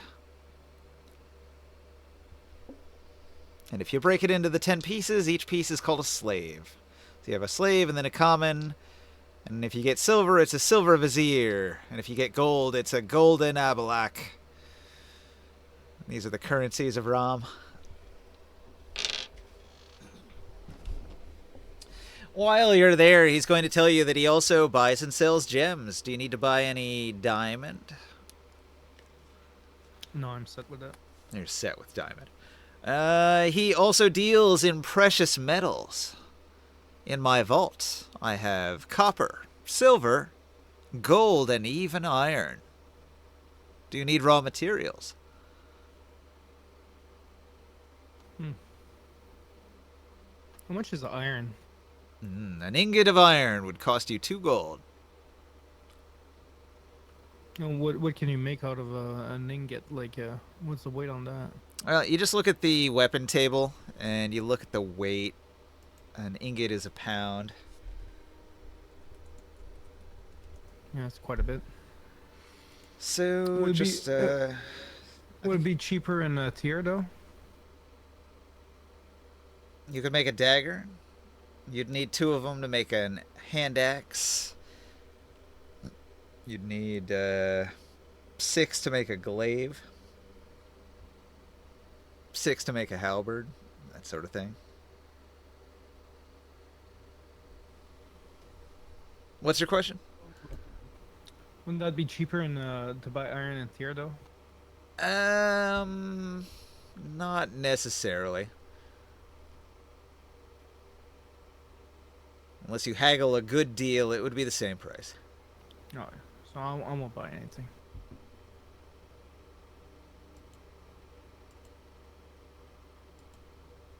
All right. Well, you have your 5 gold, or almost 5 gold worth of Ramite money. Now, when you give out coin to people, you can give them actual currency that's useful here. Anybody that you gave coin to before is going to have to come here and do that exchange. Oh, annoyingly complicated. Yeah, that's how it's supposed to be in all these different cities. Each one has its own currency. It would be like if you traveled to Mexico, you couldn't use your dollars. You'd have to exchange them for Mexican pesos. Only there was some way around this. Technically, the Mexicans will gladly accept dollars. So that's kind of not true at all, what I just said there. They love dollars, in fact. Dollar General.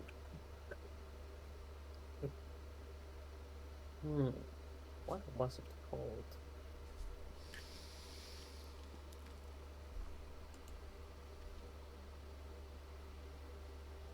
Okay, now that we're into week 2, Grimorn, as far as dead body removal, you completed 70% of the job. The total job would require 60,000 man-hours, and last week you were able to get 42,000 man-hours, which created a corpse pile of about 10,000 bodies. Do you want to continue body removal into week 2? Yeah. To finish the job off? Yeah, we'll clean up the street. We don't need like pestilence and rotting corpse and all that in the city. Okay. Well, am I gonna be able to make another sacrifice or what? Yeah, maybe a smaller one. Yeah. Yeah. Do I need to pay more for this? Am I running out of funds? Yeah, I think last time you hired 750 unskilled laborers. Yeah. It cost what? One ceramic piece each for a week. So you paid 750, I guess. Yeah. I Hang on. guess I'll pay the same thing again. Let me do some quick math here. So we got 60,000, and then you already did 42,000, which leaves 18,000. So you've got a worker, and he works for 8 hours a day for a week. So 7 times 8.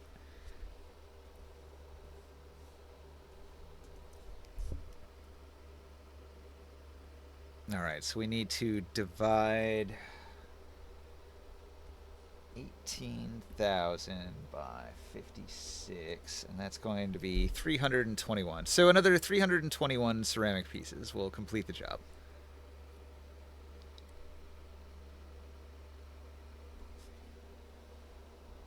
I just removed it. I'll pay that. I'm just making sure. Yeah, this is done. Okay, that leaves And, you with 174 of those coins that you just got. Has there been like some of the product that we've ordered or let Tier know about, like their herbs and all these things? Have they started getting into the town since it's been a couple weeks now? You're beginning week 2, but it hasn't been long enough for a merchant caravan to arrive from Tyr. Okay. By the end of week 2, it'll be here for sure. It's probably going to arrive sometime during this week. I just don't have the specifics on how long it would take to go from there to here. I just know it's like longer than a week. By slow Mechalot caravan, they don't go very quick. They're Getting all the supplies. slow and steady winning the race. Yeah, and it's not that close to Brown. It's just kind of Little funny bit of because a trouble. Mechalot is like a giant turtle. Yeah.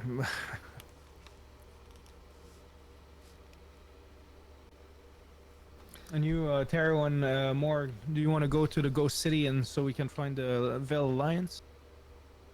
We also have that that cleric that we need to find that is hiding out there. Yeah, Sounds we smart to me. should do that. Let's do that. We know the Veil Alliance, when we contacted them, they told us who to look for. Yeah, we should do that. All right. Everybody goes to the Ghost City, and you do a stakeout, trying to find your arsonist who is on the run and hiding out. So, everybody, roll and investigate. And on this one, you cannot add anything except your, intelligence? Int investigate? Your investigate skill, your intelligence modifier, and a d20. No, let's go luck. No. I suck at it. Or maybe I can assist someone. No more than that. Mort, what do you get? Ringside, what did you get? Investigation. Roll and investigate. No, didn't roll one.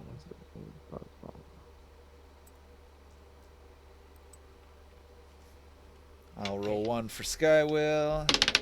Skywill. Oh, well, whatever it was, Check. it wasn't good. There's a natural 3. Ring sight 3 plus. Orin 19 plus.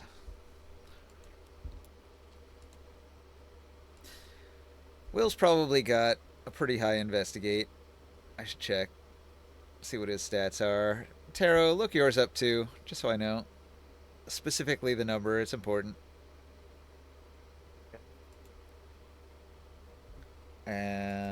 Oren's investigate is a plus 16. I knew it was a big number. All right.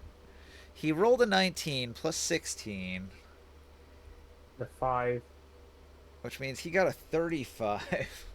Ricksite got a total of 5. All right. And Morg, what was your roll for an investigate? Was 10. 10. Okay. Writing it down. So Grimorn and Morg, they both watch, and they see nothing. Ringsight falls asleep and doesn't notice anything. Oren, with his master investigatory skills, gets a 35. Alright, so Oren clears the entire event. He gets all 3 contacts, which is pretty awesome. So I'll just run through them. The first contact is Belram. Belram is Akuram's sister.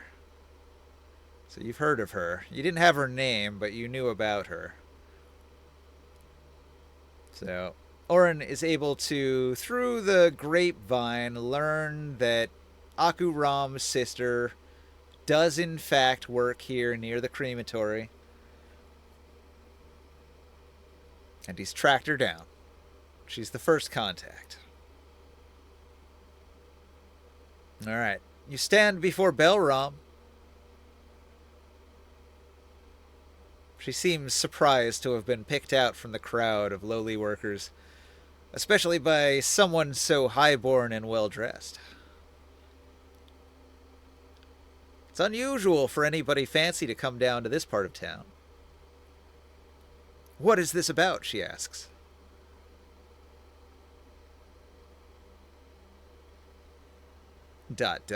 Anyone?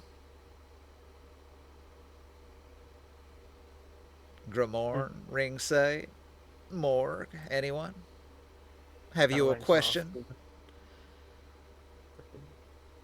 Where's the... Where's the person that we're looking for the Veiled Alliance?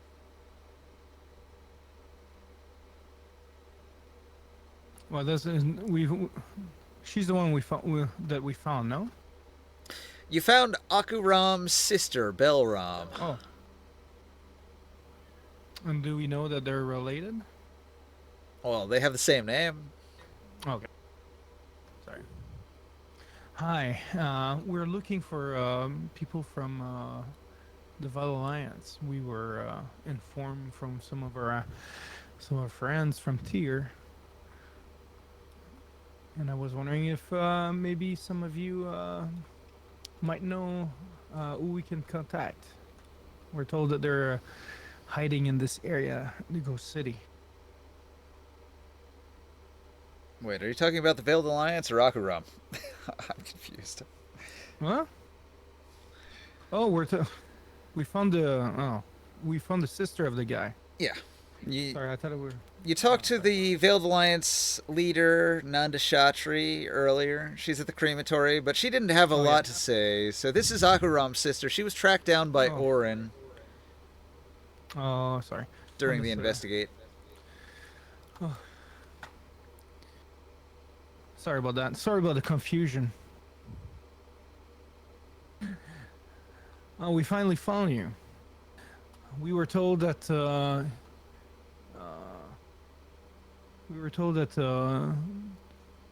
your brother might have been looking for you. He's been fleeing, and we heard of your name, and we came here to find you and see if you've seen your brother. She says, yes, master. Only but briefly. He fled the city. He's long gone. Fled into the desert, he did. Did he? Can I do an insight on her? Sure. Is she trustworthy?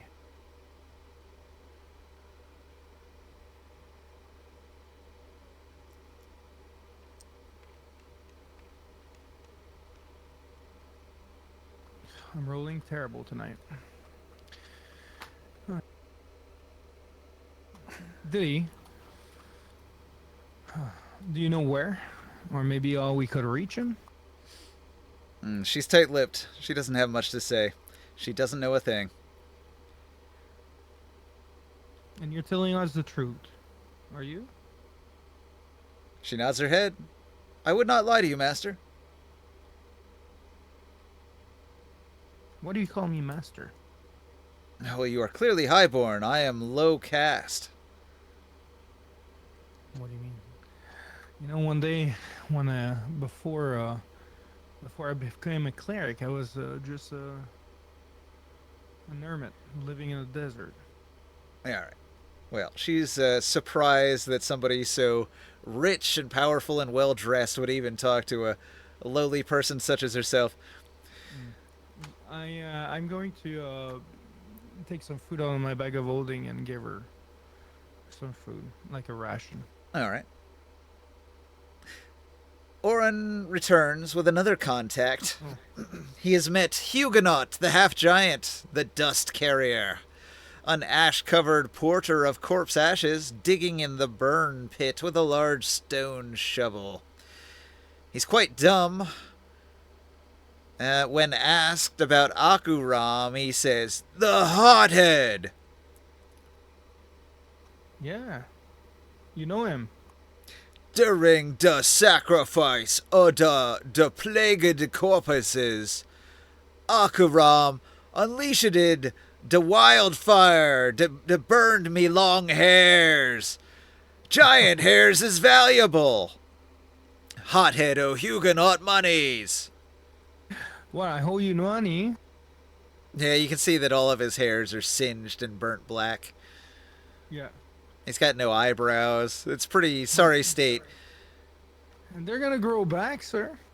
Well, giant hair is extremely valuable as a trade good. They make ropes out of it, and so this is probably his bread and butter. It's like somebody walked into his rope store and set fire to his ropes that he had for sale. They just happened to be hanging off his face. Is there give me a second. Do I have a spell that could regrow? Is there? Lesser restoration would do the trick. I'll do a lesser restoration. All right. Well, you have made Hugo very, very happy. Unfortunately, the benefit from Hugo is that he knows Akuram's face, so he doesn't help you more than you already got from your fire spell earlier. But, Yeah. Fortunately, Orin, again, a third time returns with another contact. This time, Akuram himself, who has come forward seeking the Tyrians' help. So, Akuram fears that he will soon be discovered by a Kuataga agent who he knows has been looking for him, and he needs your help to evade the Kuataga agent. Well, even if we took care of that agent, well, it's good to see you. Your sister thought that you left the town. He says, Or were you just hiding in around? she may have been covering for me. She's a loyal sister. Oh, that's okay.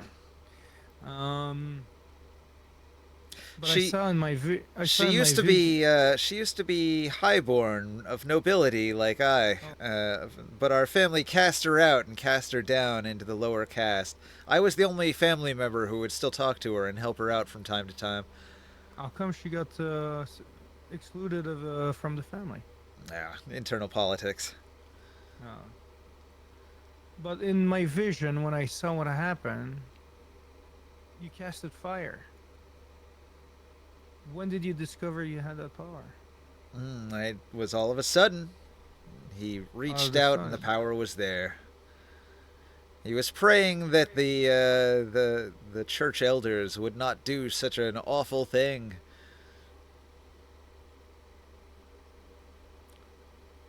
I think that you might be touched by the elemental, by the Lord of Flames. Have you ever stepped in fire and never got burned by any chance? Ah, indeed, the fire at the temple, it burned all, including myself. But I survived somehow. Did you? I think we should test your abilities and see if you're truly touched by the Lord of Flame. But there's a chance that you might get burned. He has to guard his thoughts. All of the people around talking to him and thinking about him might draw the attention of the High Kuataga, a psionic agent who may be listening in on everybody's thoughts at any moment while wearing the disguise.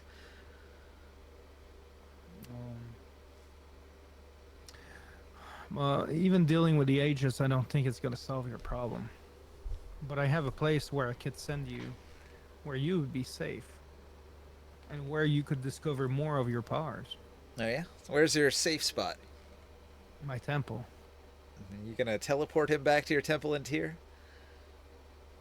Actually, I have another temple. I have two. I have two temples right now. I can give you two choice. I can send you to a place where no one knows of, that is very secret. You would never be found. The other one, I could send you to Tyr, where I have where you could learn more. All right. But it's a little bit more public, so they might be able to find you all the way over there. But if you stay in the temple, you should be protected. There are not too many Ramite agents in Tyr, so it's probably safe there. But you also offered the Kern region. Which would you prefer he go to? Do you want to start fleshing out your Kern, your new Kern temple with some fire clerics? Yeah, I mean, they could use the help out there. Yeah, for sure. No, What race is he? Is he human or dwarf or he is a human. is he human? All right. So I'll open a teleport to that shrine. Hogale. I'll tell him you can step through. I will send a message to the people out there to expect you and to take care of you. But the one thing, you will never be able to come back. If you want, I could send you out there with your sister, and she would be better treated out there than here in the Ghost City. Akaram doesn't know if he can trust you. He says, if you truly have the power of the Lord of the Flames, call the flame not as a weapon, but as truth. Well, I'm just going to open the, the power of just opening like a just flame directly from the Portal. elemental world. Yeah. I will make that appear, and I'll step into it. Okay. Well, demonstrating your power is cool, but he's hoping that you'll say some stuff in a zone of truth to prove that you are speaking true. Well, I'll cast a zone of truth. All right. Actually, is there a way for him to even? Oh yeah. I'll open a zone of truth, and I'll tell him I'm the leader of the Lord of the Flames in this world. He's far as I know, gonna ask Moore to step into the zone of truth and confirm if Grimorn is trustworthy. I will, and I will tell him I've traveled with Grimorn for a few years. I've been with him ever since we were set free in Tyr, and he has done pretty much nothing but serve the Lord of Flames and help free many people. All right.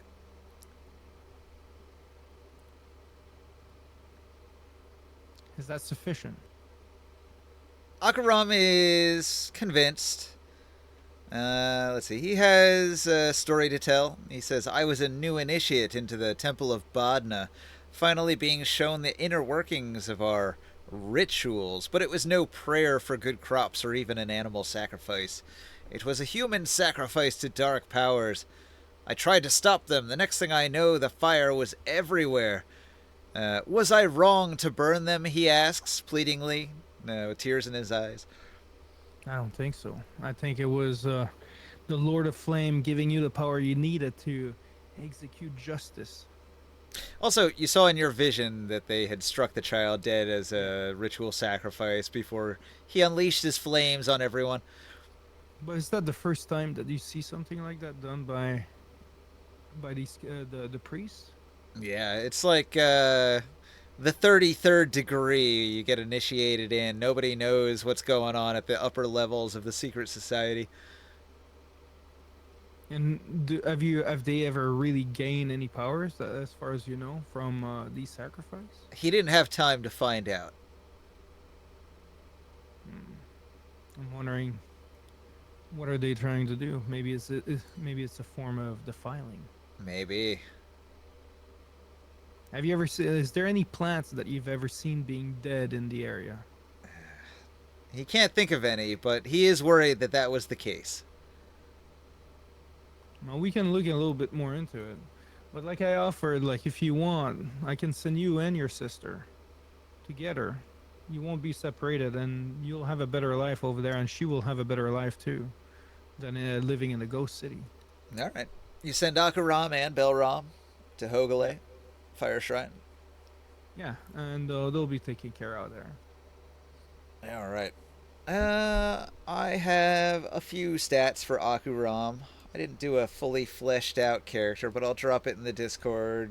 So you learn a few things about him. He has a handful of spells that he can cast. He's a 3rd level new cleric.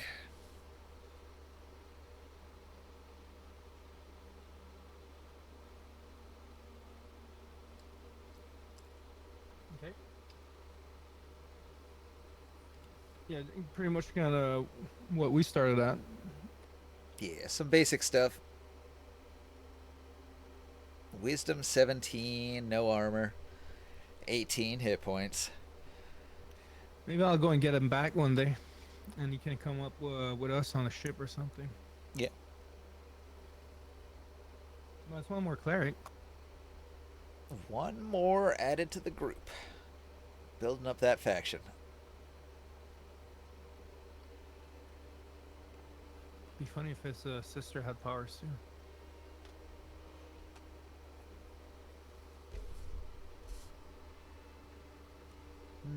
I rolled for Skywill. He's not here, but for his rumor table. Let's see here. I rolled a 12.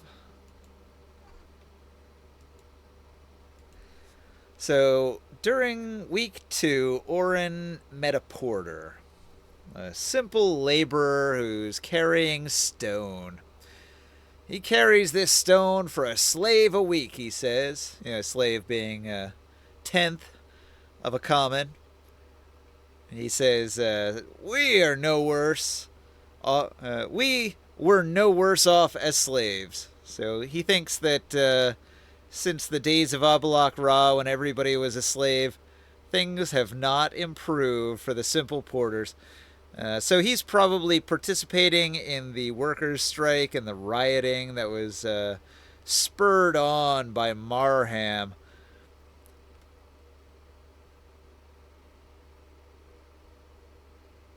That's a carousing contact. At the lower end of the spectrum, he doesn't have a lot of information that's really useful.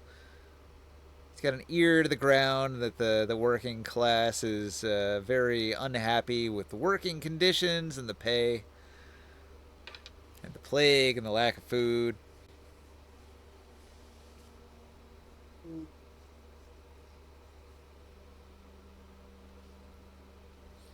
All right. So, what kind of backup are you going to get? You want to contact the Veiled Alliance, and they told you to use Nanda Shatri. So you've got a 15th level wizard that could go to one of the locations.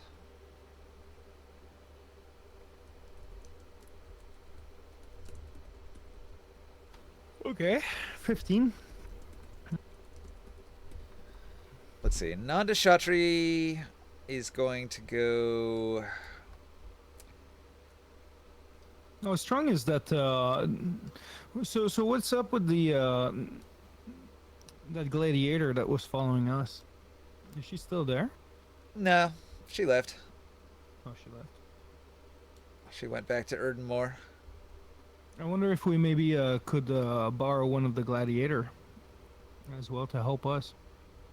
Yeah, maybe. Erdenmore is set against Shiala. She is his rival and enemy. If you're playing sides, picking favorites, you could count on him for allies. Nanda Shatri, as a person from the Ghost City, cannot really go into town without causing a ruckus, but maybe the low quarter. So she could operate down in this low quarter area to try to take care of this shadow anchor. Okay.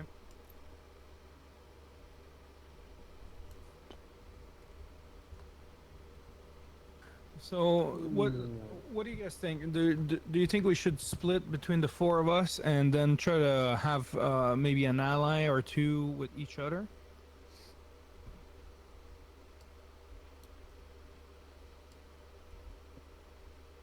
Not sure.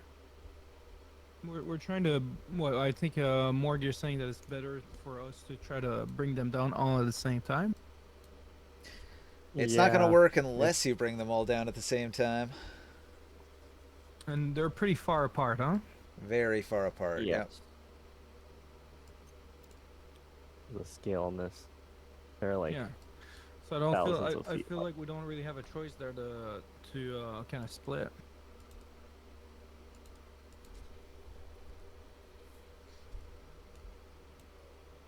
Where is Skywell? Good question. Asking if we ask if we send a message to Sadira, could we ask her maybe if she might know a way to potentially destroy these things, especially if they are maybe a source of shadow power? I wonder if we could also ask help with from the dwarf guy. Like, she is one of the direct competitors with him, Mm-hmm. so he might help. Yeah, so I was wondering maybe he can help us by giving us the assistance from like one of his good gladiator. All right. So you travel to the arena and you speak with Erden Moore. You've Yes. made an alliance with Erden Moore, and he says, "Ah, my ally is from Tyr. How could I help? Have you made any progress?" You want to explain We have this, Morg? found we have found information on how to deal with Shiala. It requires putting up around the city and destroying these things called shadow anchors that help power her. If we get rid of them, that would help greatly in dealing with her. Would you be able to support us in any way in doing this? Ah, of course. I can provide some of my best gladiators for the job. All right, so he's going to send his dwarves. He's going to send Theocles, and he's going to send Red Rena. Do any of them happen to have any kind of enchanted weapons with radiant magic? No. Radiant magic isn't common. The power of the sun is a rare ability. Kind It's- of ironic, considering it's the sun, Well, the air. It's the Dark Sun. the dark sun was weakened centuries ago. It is Yeah. a pitiful thing. No, but like even some magical items might be able to do the work. But I think there should be one of us with them, anyways. Through your Veiled Alliance contacts, Sadira is going to suggest that as a cleric, you have magical means to disrupt holy sites. Oh yeah. By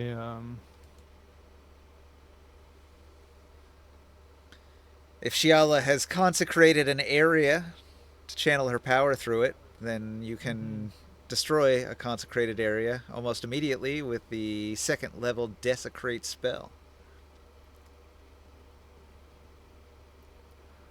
I wonder if we could have that on a scroll for other people to try to use it. That's great. It's typically a 10-minute ritual. I think that's the only way to cast it. So that's the hard part. You would have to spend 10 minutes casting the spell to disrupt it. Or attempt to destroy it physically with damage. Well, but I have my magical sword I could use.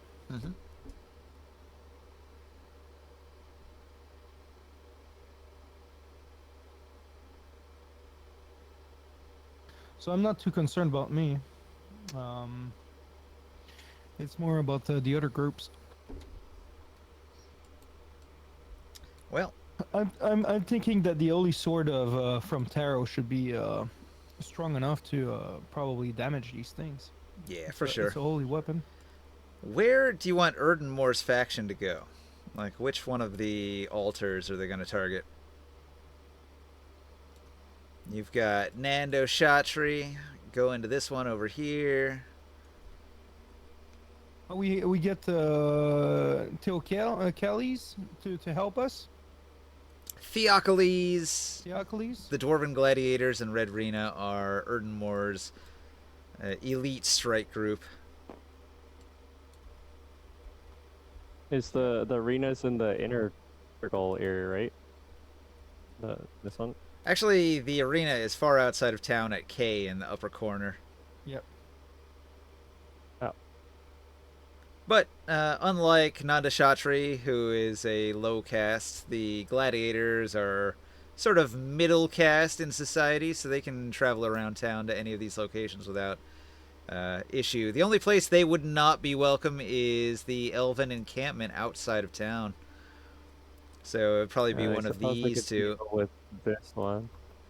I think Oren could probably go with Nanda Shatri. Alright, you want to send Oren with Nanda. Where's Yeah, this I think- figurine? Yeah, ringside could use some bodyguards with the gladiators.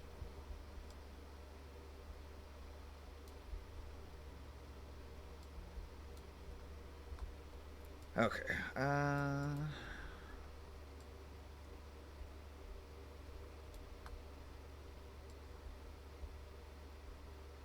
Here we go. I just wanted to pop in and say hi. I'm in the car on my way home from school. All right. Okay. I'm listening. I hear you're sending me around places. It's all good. Well, Will, the idea is everybody has to go to a different location to attack an altar in order to block Shiala's power. They want to send you with the Veiled Alliance leader, Nanda Shatri, to target the one that is in the low quarter with the common folk. Sounds good to me. All right. And then Erdenmore and his strike group, they're going to target the Circle Market, where they typically battle people all the time, and Ringsight can go with them and help out. So he's got a little bit of physical backup to help cut down any foes. I asked ringside if I could borrow his air elemental. Okay, sure. But can you And, command it? But just to defend me. Yeah, I guess Ringsight could tell it to guard you like a bodyguard, and it would just follow that order from then on. Yeah, and Yeah. then we also have his Drake. That could probably help as well.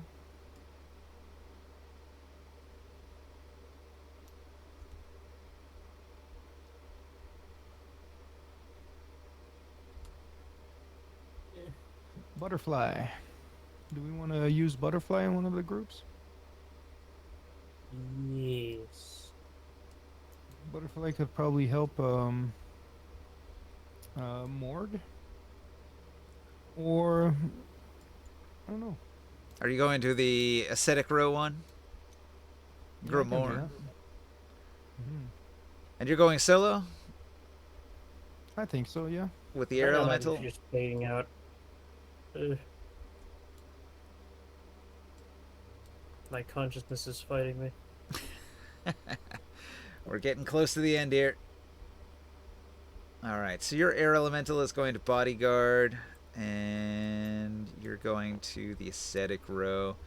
And that leaves Morg going to the desert in order to find the elven encampment.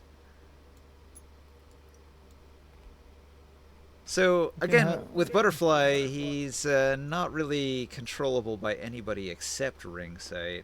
So he'd probably have to go with Ringsight if he's going anywhere. So use Morg, do you the want to have the help of gladiator stealth to help you then?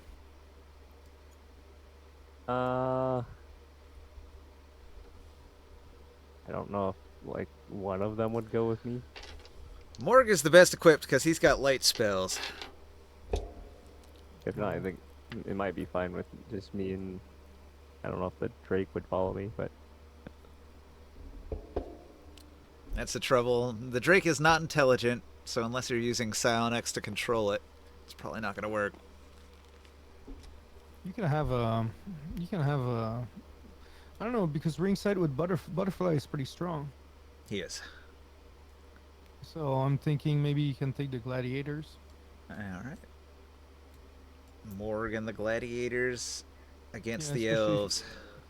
Yeah, especially if you want to go in their camp, you know. Maybe would you could use thousand pull in. forms and transform into an elf. Maybe you could pull in other allies. Can you think of anybody else that you could bring in that might help you in the battle? That could go with Ringsight? Wyvern Riders. Oh yeah.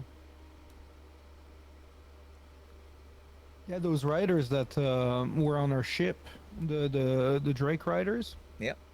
I think that's who he was talking about. That's There's a lot more than just the 5 officers that we had on our ship too. I was thinking I could bring in with me the clerics. Of Badna.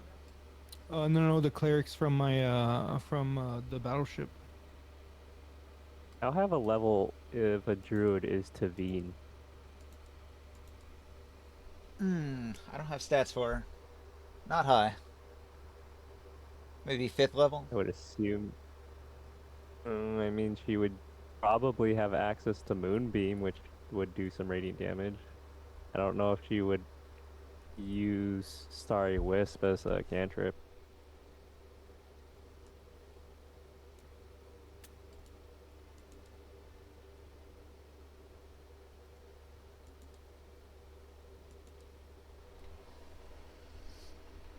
Damn, I I don't know can't if she find would my accompany Wyvern Riders. me to the Elven camp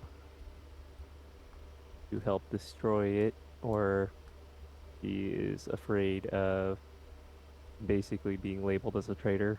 You're asking her to betray her people and attack their leader. How far away is Kelslot and the Benya Kingdoms? Are they within a day or two's journey? Yeah, they're quite far. Quite Eh, far betraying the indeed. leader and the people are two separate things. Especially since her goal is to help her people lead them in a different direction.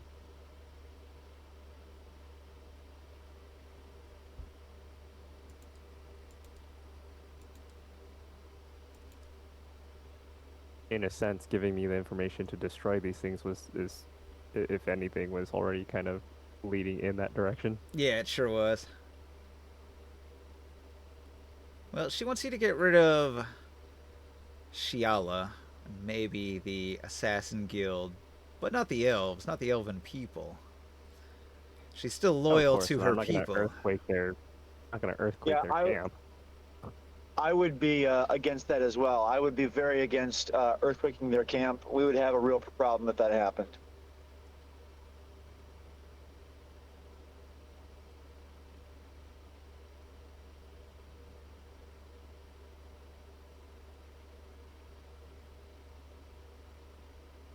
I've got 10 bazillion saved objects. If only I could find a wyvern rider in here. Oh no, where did we put those? Did we? Yeah, where did I put those? Is there any of them on the table? Maybe. Oh no, you actually had like they had like their own face and names and everything, no? They sure did, which is why I was hoping I had like a quick bag I could pull out with them in it. Just wondering if maybe they're on the side of the on the border of the table somewhere. They might be. You don't just use the saved object feature and then search things by their name. Yeah, the problem is it's probably like labeled with their individual name and not just wyvern rider. Oh. We don't need actual. I mean, I've got their names saved in my doc file. This is time not well spent to go ahead and find their actual faces and you just put some like 5 wyverns or something like that and write down that who they're going with, because I don't think that this is going to be worth your time to go track down the figure that you already made. You know what? I'm going to pull out the default wyvern, which is just as good. Yep, it's huge. It's a little big, but yeah, that'll scale It's down. huge. Yep. All right, so this will be the wyvern riders assisting ring sight in the combat. Basically, I just need a token for the combat to figure out where it's at, what it's doing. I just need to make it considerably smaller.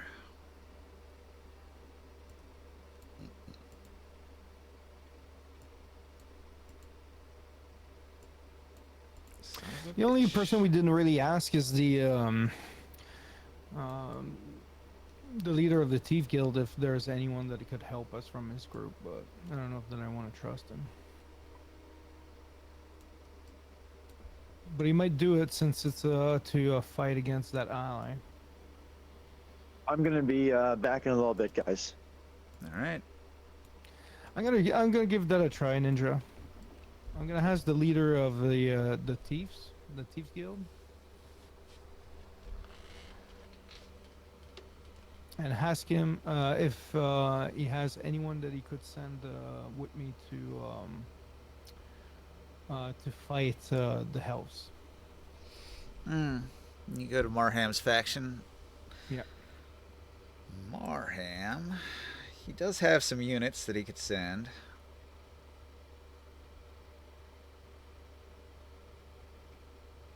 That would show some good faith. If you could actually help us.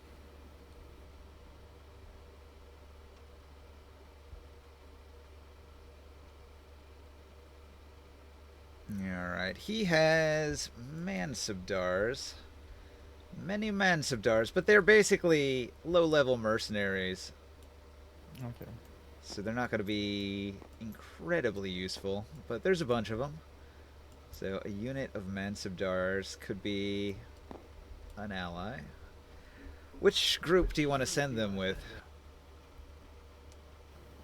With Orin. Or does he have enough with that wizard?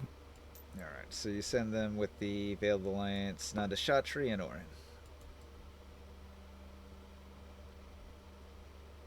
Alright. Do I need more help? Morg? Ringside? Yeah. What was that?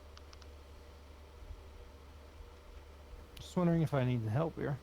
Because, yeah, I do have the air elemental. I can go into my fire form. And we're not exactly sure what we're going to be finding there, huh? Nah. You're gonna have to look around for the location of the safe house once you get there. Figure out where exactly it is, pinpoint it. Okay. The hair elemental can help with that.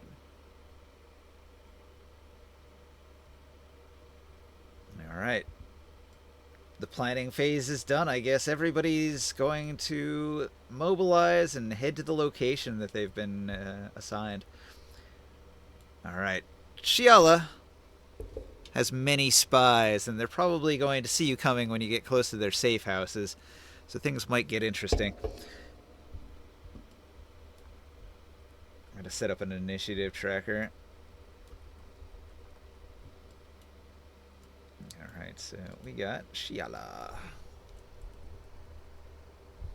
Before I get to the Elven's outpost or camp, I'm going to cast Foresight on myself. Sure.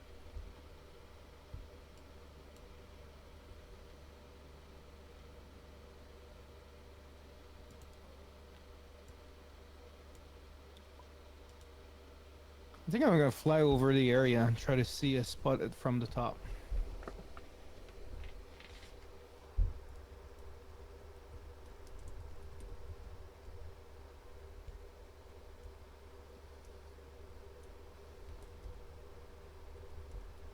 Alright, so Mansabdars, they don't have very good initiative.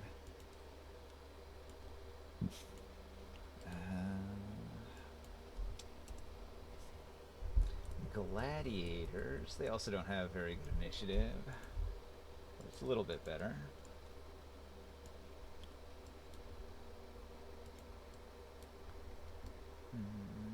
Alright, so I got them.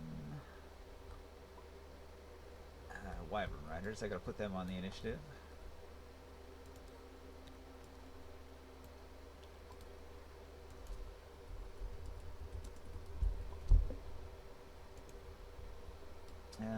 Pets are always going to go on that character's initiative. The air elemental is in defense mode, but it'll go on Grimorn's turn. So you'll handle that. Yep. I think that's everything. Okay. Cool. Now look at that. All the bad guys are slow. Nice. Alright, so you travel around to the various locations, each of you in a strike group, and when you get to each of these locations, you're going to begin investigating. Morg, you're the first one to arrive. So, Morg and the gladiators show up outside of Rom in a location where the elves have made their base camp. And when you look around, you can see that there's a road, and there's a whole bunch of tents that have been set up. Dozens of tents extending out in various directions. And each tent casts a long shadow. Oops.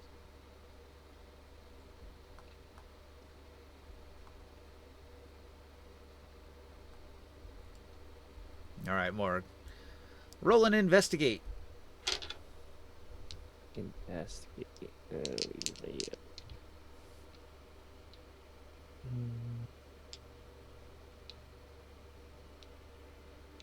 I'm gonna do enhance abilities and also gonna sneak around with pass without trace. Alright.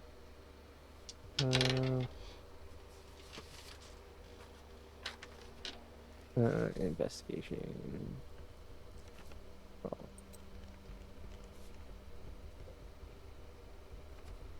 Actually, I don't mean this. I already have advantage, of course.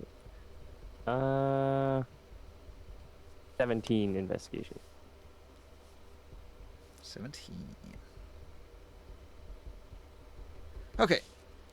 You investigate, and you're going to discover that there's a large pavilion tent, self-contained and guarded by some elves that look suspicious. You think that the shadow anchor is probably located in there.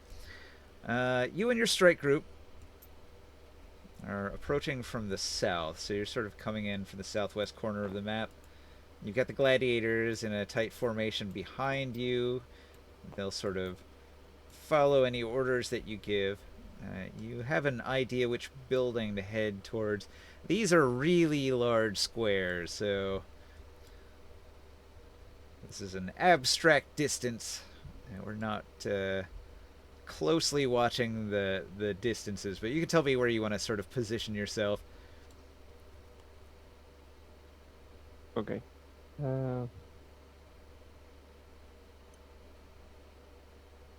You said we're starting in the southwest corner of the map, right? Yeah, Yeah, you and your just group around come there. in from the southwest, and you're headed towards the large pavilion tent.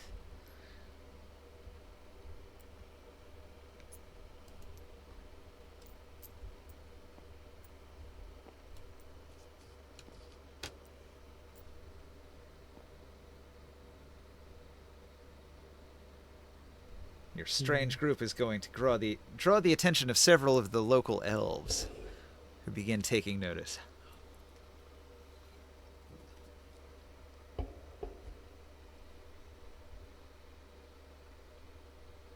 I'm gonna use the pass without a trace and try to like go around the outskirts, around the outside to get to the backside of the building. All right, I'm gonna say like this turn you can probably only get this far here, into this hiding Okay. spot.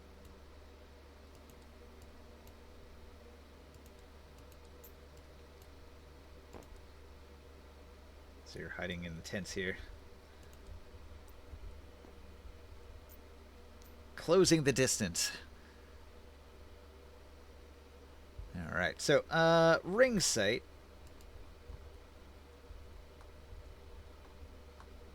Fading fast, barely conscious. Ring sight is headed towards the central market with the wyvern group and your pet butterfly flying high overhead. How are you approaching? Are you flying in on the flying carpet? I was gonna be flying on butterfly. You're flying on butterfly, so you're on your mount, and the wyvern riders are riding their mounts, and you all swoop in. You're coming down from the air. Roll and investigate.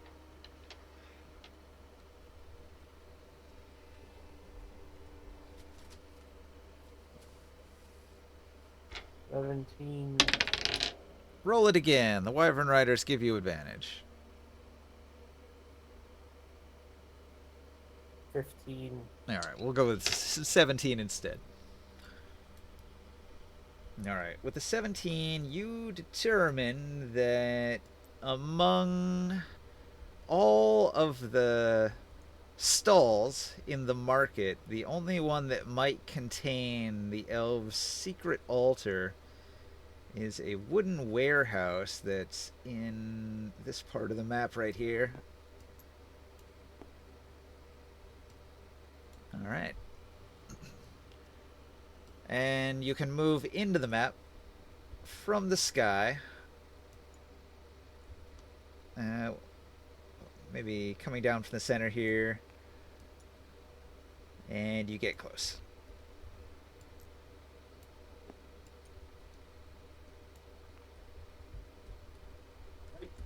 Did you want to cast any spells? Like preemptive spells before engaging in combat?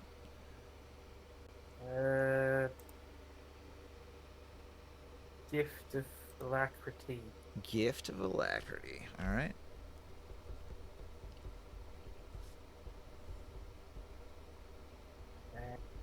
Okay, and then next turn, you'll close the distance to the altar. Grimoire. You are approaching this map. Roll and investigate.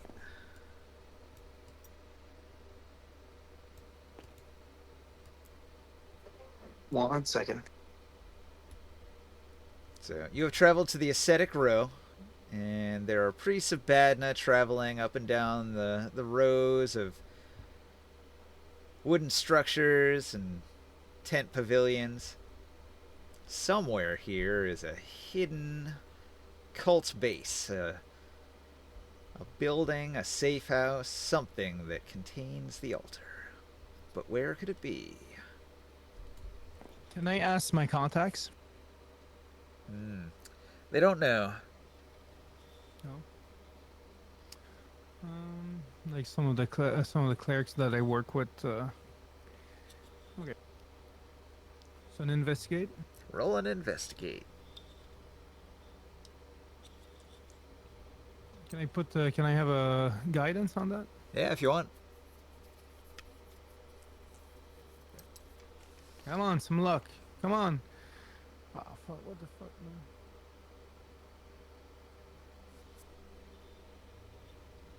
13.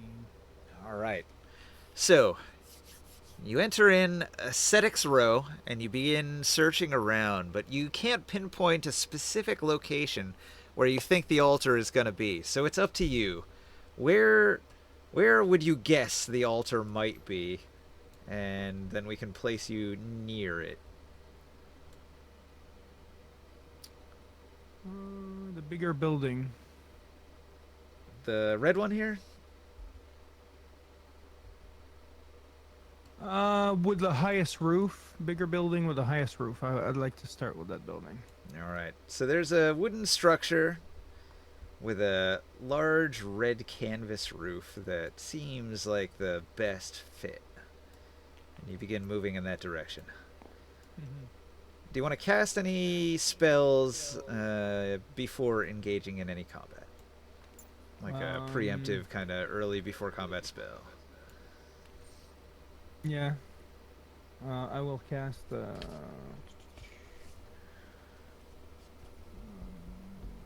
Spiritual Guardian. All right, you light up your Spirit Guardian. Yep.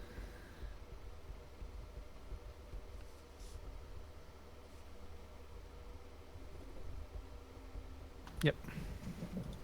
All right. And then, Will. Is he here? No, I think he said that he's off. Yeah, he's He's gone. not in the chat anymore. Yeah. Damn. All right. Well, Will is going to roll an investigate. And he gets a 30. All right. So Will, Nanda Shatri, and the unit of Mansabdar mercenaries are going to approach this large building over here, where they see some elves congregating. And he's going to very sneakily approach from the backside of this building here. And Nanda Shatri is going to take the Mansabdars and come in from the other side here. Do a bit of a flank.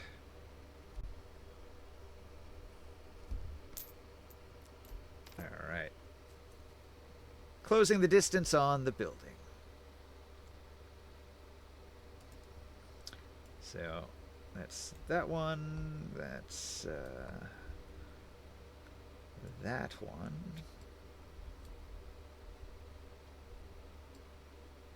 This one. And this one.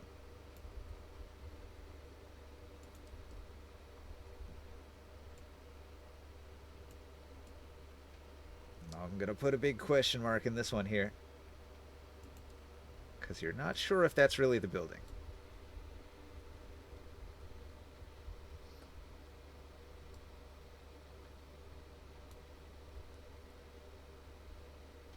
Alright, give me a moment. Let me grab a figurine here.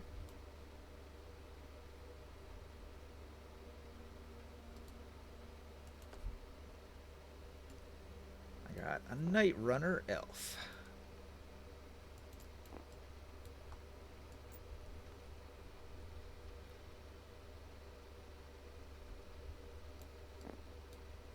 Alright, so each of these maps has elves that are hanging around near the safe house. And you may or may not spot these rogues who are hiding, but they have lookout spots where they're keeping tabs on the activity around these altars. So I'm just going to plop down some assassins onto the board here. Alright. Now, Shiala herself is at one of the locations.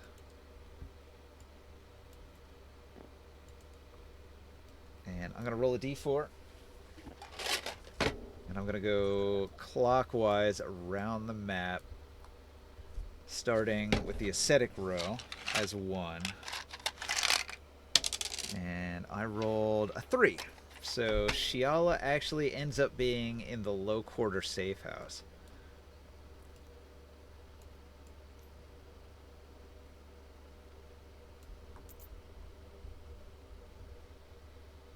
Alright. So, Oren, Hey, you were approaching the low quarter safe house when you spot Shiala is inside the building with one of her assassins.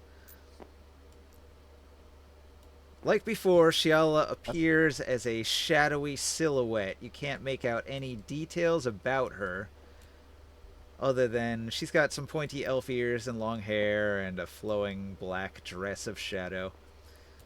And she's speaking with a Night Runner assassin agent. And they are in a rather nice building that seems to be mostly covered, so you can't really see inside except when a tent flap opens. But the interior is decked out with fine silks and scented incense burning, like you would find in a shrine of some kind. So there's some sort of religious ceremony inside and a consecrated altar of shadow. But you only catch a glimpse of it when the flap opens and then it closes behind her.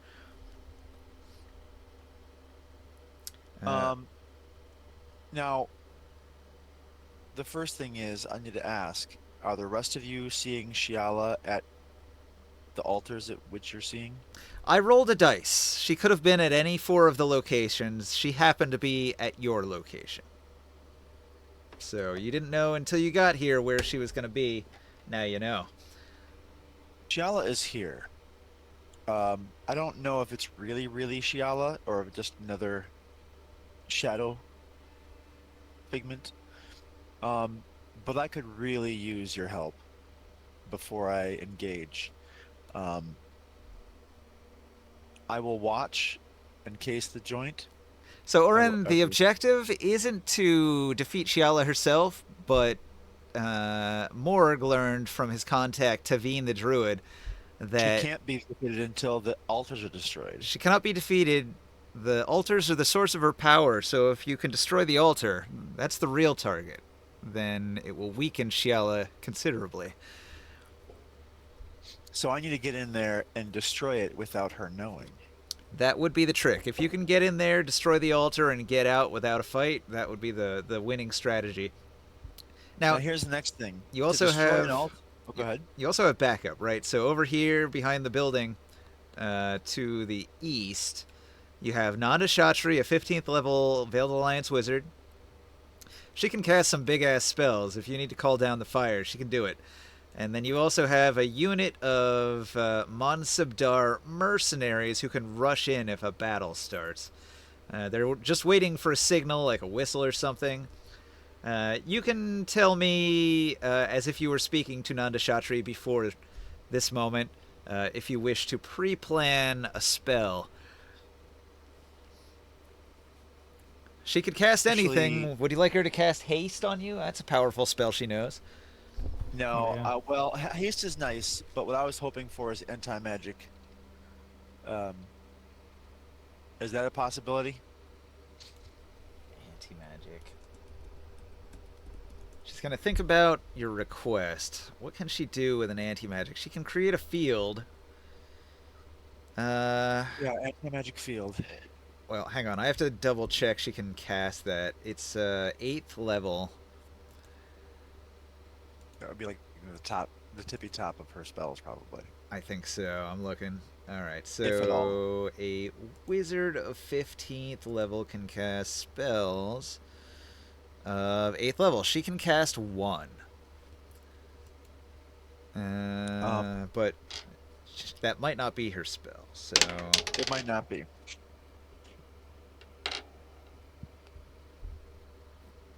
Haste is a lot more common. Though the plan is to destroy all these shrine about the same time. Wait, Okay. which spell did you want?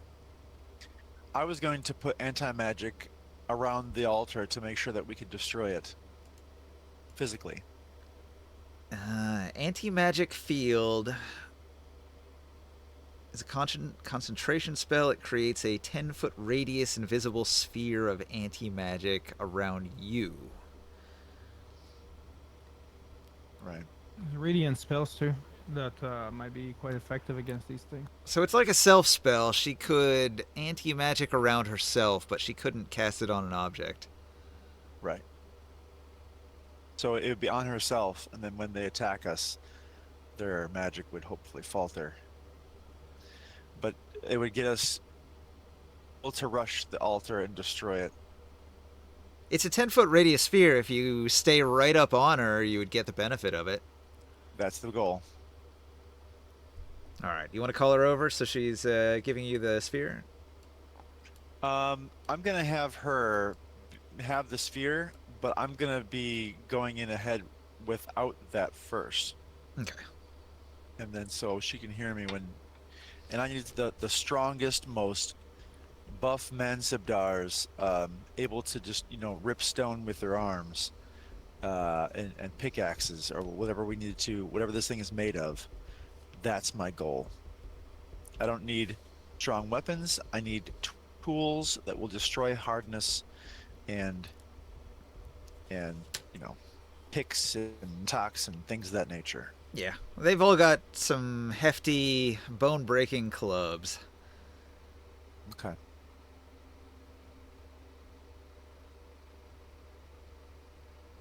Well, did any of them have a mining pick? Yeah, they could grab one pretty easily. Okay, just for the right tool for the job type stuff. Okay. Um, that's going to be the biggest thing, I think. All right. Over in the... what is it? And they can shield wall. The Mensa guards can shield wall. Yeah, they could shield wall. They have shields and clubs. So a shield wall around our anti-magic field, and that's going to be about the way to move in. All right. The gladiators are going to engage with the shadow anchor being guarded by the elves here. And they're not very strategic, so I think they're probably interested in a frontal assault. Morg, do you want to say anything about that? Do you tell them to stop? What? The gladiators are pretty bold. Theocles says, "I will go in and slay them." Play the elves aren't bad people. Most of these are just citizens. Just the ones that are guarding the shadow anchor are probably like the combatants that you want to kill. Okay, well, they're ready for the direct assault. Unless you're going to tell them to hold back, they're moving in. I'm gonna move in and like point at like the people that they're supposed to be attacking, All right. and the anchor thing that we're supposed to destroy. So it's a pretty big distance, but they are roaring a battle cry and charging forward, which is going to draw the attention of the elves. So they're alerted by the screams, and they're going to shout an alarm. After the gladiators, the wyvern riders, they're going to swoop in, land on the street down here adjacent to the altar. And then the Mansibdars, we already kind of did. They're just going to advance. And when they cover the distance, they're going to start attacking the object. All right. And then we shoot back to the top. It's 11:53. Taro is tired. Maybe we should call it there and then do the full battle next week. Yeah. I agree. Okay.